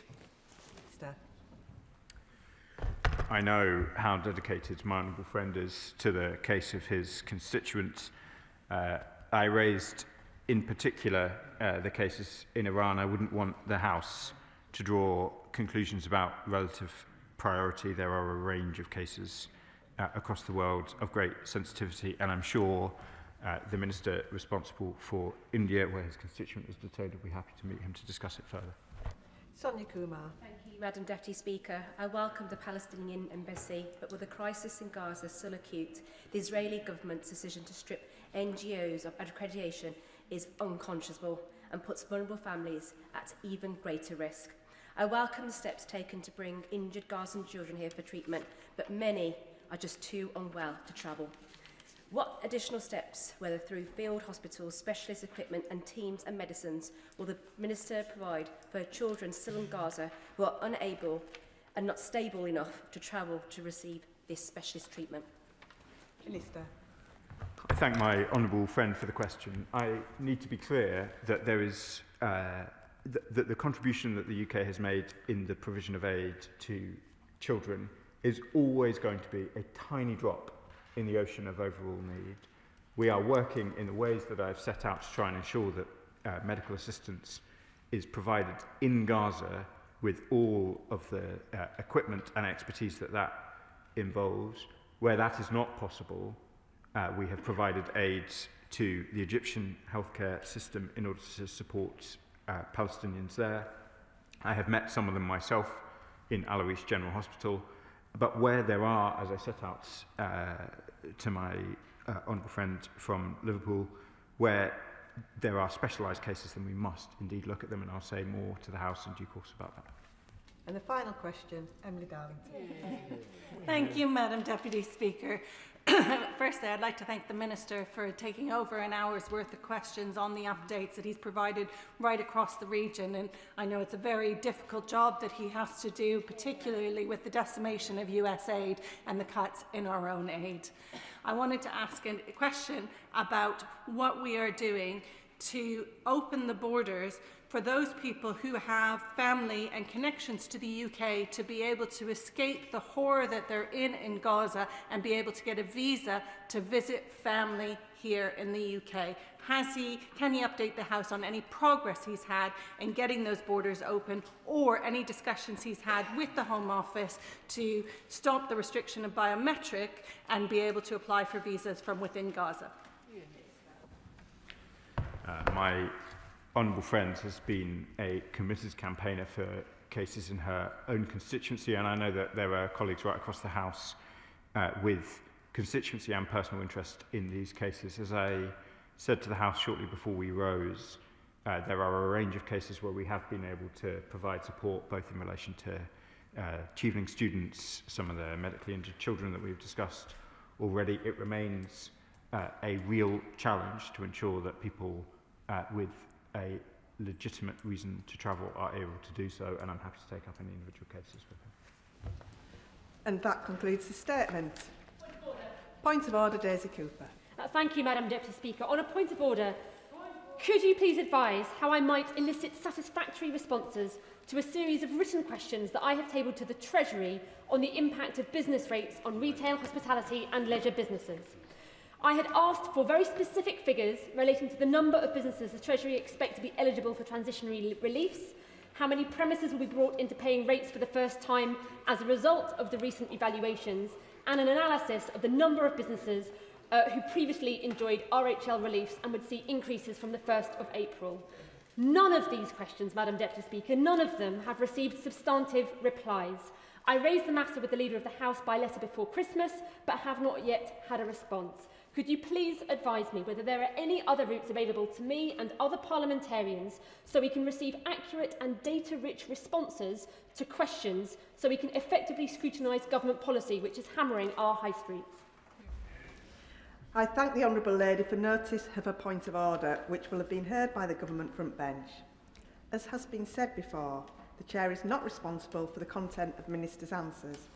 However, the Procedure Committee is conducting an inquiry into written parliamentary questions, which is accepting evidence until Friday the 16th of January, and I am sure that they will be interested in the issues that the Honourable Lady raises. Presentation of Bill. In the absence of the member, we will move on to the next item of business. We now come to motion number 2 relating to the Environmental Audit Committee. Jessica Morden. To move. The question is, as on the order paper, as many as are of that opinion say aye. Aye. Of the contrary, no. I think the ayes have it. The ayes have it. I beg to move that this House do now adjourn. The question is that this House do now adjourn. Alice MacDonald. Here. Thank you very much, Madam Deputy Speaker. I'm pleased to bring this debate forward today on government support for the rights of women and girls in Afghanistan. Because, put simply, the situation for women and girls there is catastrophic. As Human Rights Watch have said, it is the most serious women's rights crisis in the world. Since coming to power in 2021, the Taliban have launched an all-out attack on women, systematically stripping away the economic, political and social rights of millions of women and girls. Today I'll speak about what this means in practice and how the UK government can support women and girls in Afghanistan. But to start, I want to pay tribute to Afghan women themselves, who, despite everything they endure, continue to fight for their rights, both in Afghanistan and from overseas. Their hope rings true in a young woman, let's call her Naila, whose right to finish her degree was stolen by the Taliban. She said, "In the deep silence, something inside me refuses to break. In the darkness, I've held onto my dreams like small candles in my hands, protecting the fragile flames from the wind. I write in my secret notebook, whisper my dreams to the night sky, and promise myself that one day the world will hear Afghan girls again." But I've heard from many Afghan women that they feel the world has simply forgotten them. We must be clear that we stand with them. So let us ask today, what more can we do, the government but ourselves as parliamentarians, to support women and girls in Afghanistan? Some people might ask, why have I chosen to speak about this topic? Why, with so much live conflict across the world, should we care about this issue today? Because not only is this wrong, because if we do not stand with Afghan women and girls, if the world tolerates the erasure of their rights, we are sending a message that the rights of women and girls everywhere are up for negotiation. That the world doesn't care enough, that we will turn a blind eye when half of our population are under threat. That is a message that I refuse to send, and I hope this whole House refuses to send, because if you care about women's rights anywhere, you must care about women's rights in Afghanistan. As Fawzia Koofi, an Afghan politician and former Deputy Speaker of the Afghan Parliament, said recently at the International Development Select Committee, today millions of girls in Afghanistan's hopes are stripped away from them. It is not only us, we are the frontline defenders of this. It can reach anywhere, any country. So let me turn to the situation on the ground. The dystopian fantasy played out in many films and fiction is a real-world nightmare in Afghanistan. Women's and girls' rights are being systematically erased alongside their presence from public life. No right to education post-primary school, no right to employment, no right to travel by themselves. Of course, before the Taliban took power, there were huge challenges, with Afghanistan ranked amongst the lowest countries in the world for gender equality. But there had also been hard-won gains that are being systematically undone one by one under the cruel hand of the Taliban. I'll go there. Madam Chair, first of all, can I commend the Honourable Lady for no reason for bringing this forward? I spoke to her beforehand just to give her an idea of what I was thinking about. As of late 2025, over 37,200 people have been resettled in the UK from Afghanistan through government-sponsored schemes, specialised safe and legal routes, including the ACRS and ARAP schemes. Targeted demographic is crucial for the Minister, and we must do more to ensure that these schemes focus specifically on vulnerable groups and especially women. So does the Honourable Lady agree with me and with others as well? There's more that we can do in terms of resettlement to protect women and girls by creating safe and legal pathways to ensure their safety from the Taliban. Thank you very much. Thank the Honourable Member for that important point, and he is right. Resettlement routes, and the government has set out new proposals in immigration which has a focus on safe routes, and it is important that we do stand with female human rights defenders from Afghanistan. Many of them came over here before. It wasn't easy for them. Many people worked incredibly hard here to make that the case, and I hope that we can have safer passages that are much clearer in how people can access them. I'll give way to my cousin. Grateful to Honourable Member for giving way. She and I are members and officers of the All-Party Parliamentary Group for Afghan Women and Girls. And on the point of education and access to healthcare for women, we hosted a meeting last year with Dr Faraz, a former Minister for Health in Afghanistan, and he spoke very movingly about the case for medical care for Afghan women. But one of his key asks was more support in Afghanistan for women to be trained as midwives to improve maternal outcomes. I'm anticipating potentially some of the Minister's responses here. I know how challenging it is, but does she agree with me that this is something that we should be able to take away to discuss from a bilateral perspective? Alice MacDonald. I thank the Honourable Member for her contribution and everything that she's done as chair of the APPG, but also for a long time advocating for Afghan women and girls. I totally agree, and I'll come on to healthcare a bit later in my speech. But just to return to education, Afghanistan is the only country in the world that bans girls from attending school beyond the primary level, depriving 1.5 million girls of secondary education. Girls stripped of their right to learn and their hopes and dreams for the future. Secondly, employment. The Taliban have incrementally removed women from professional roles. Instead, they are confined to their home. Over the last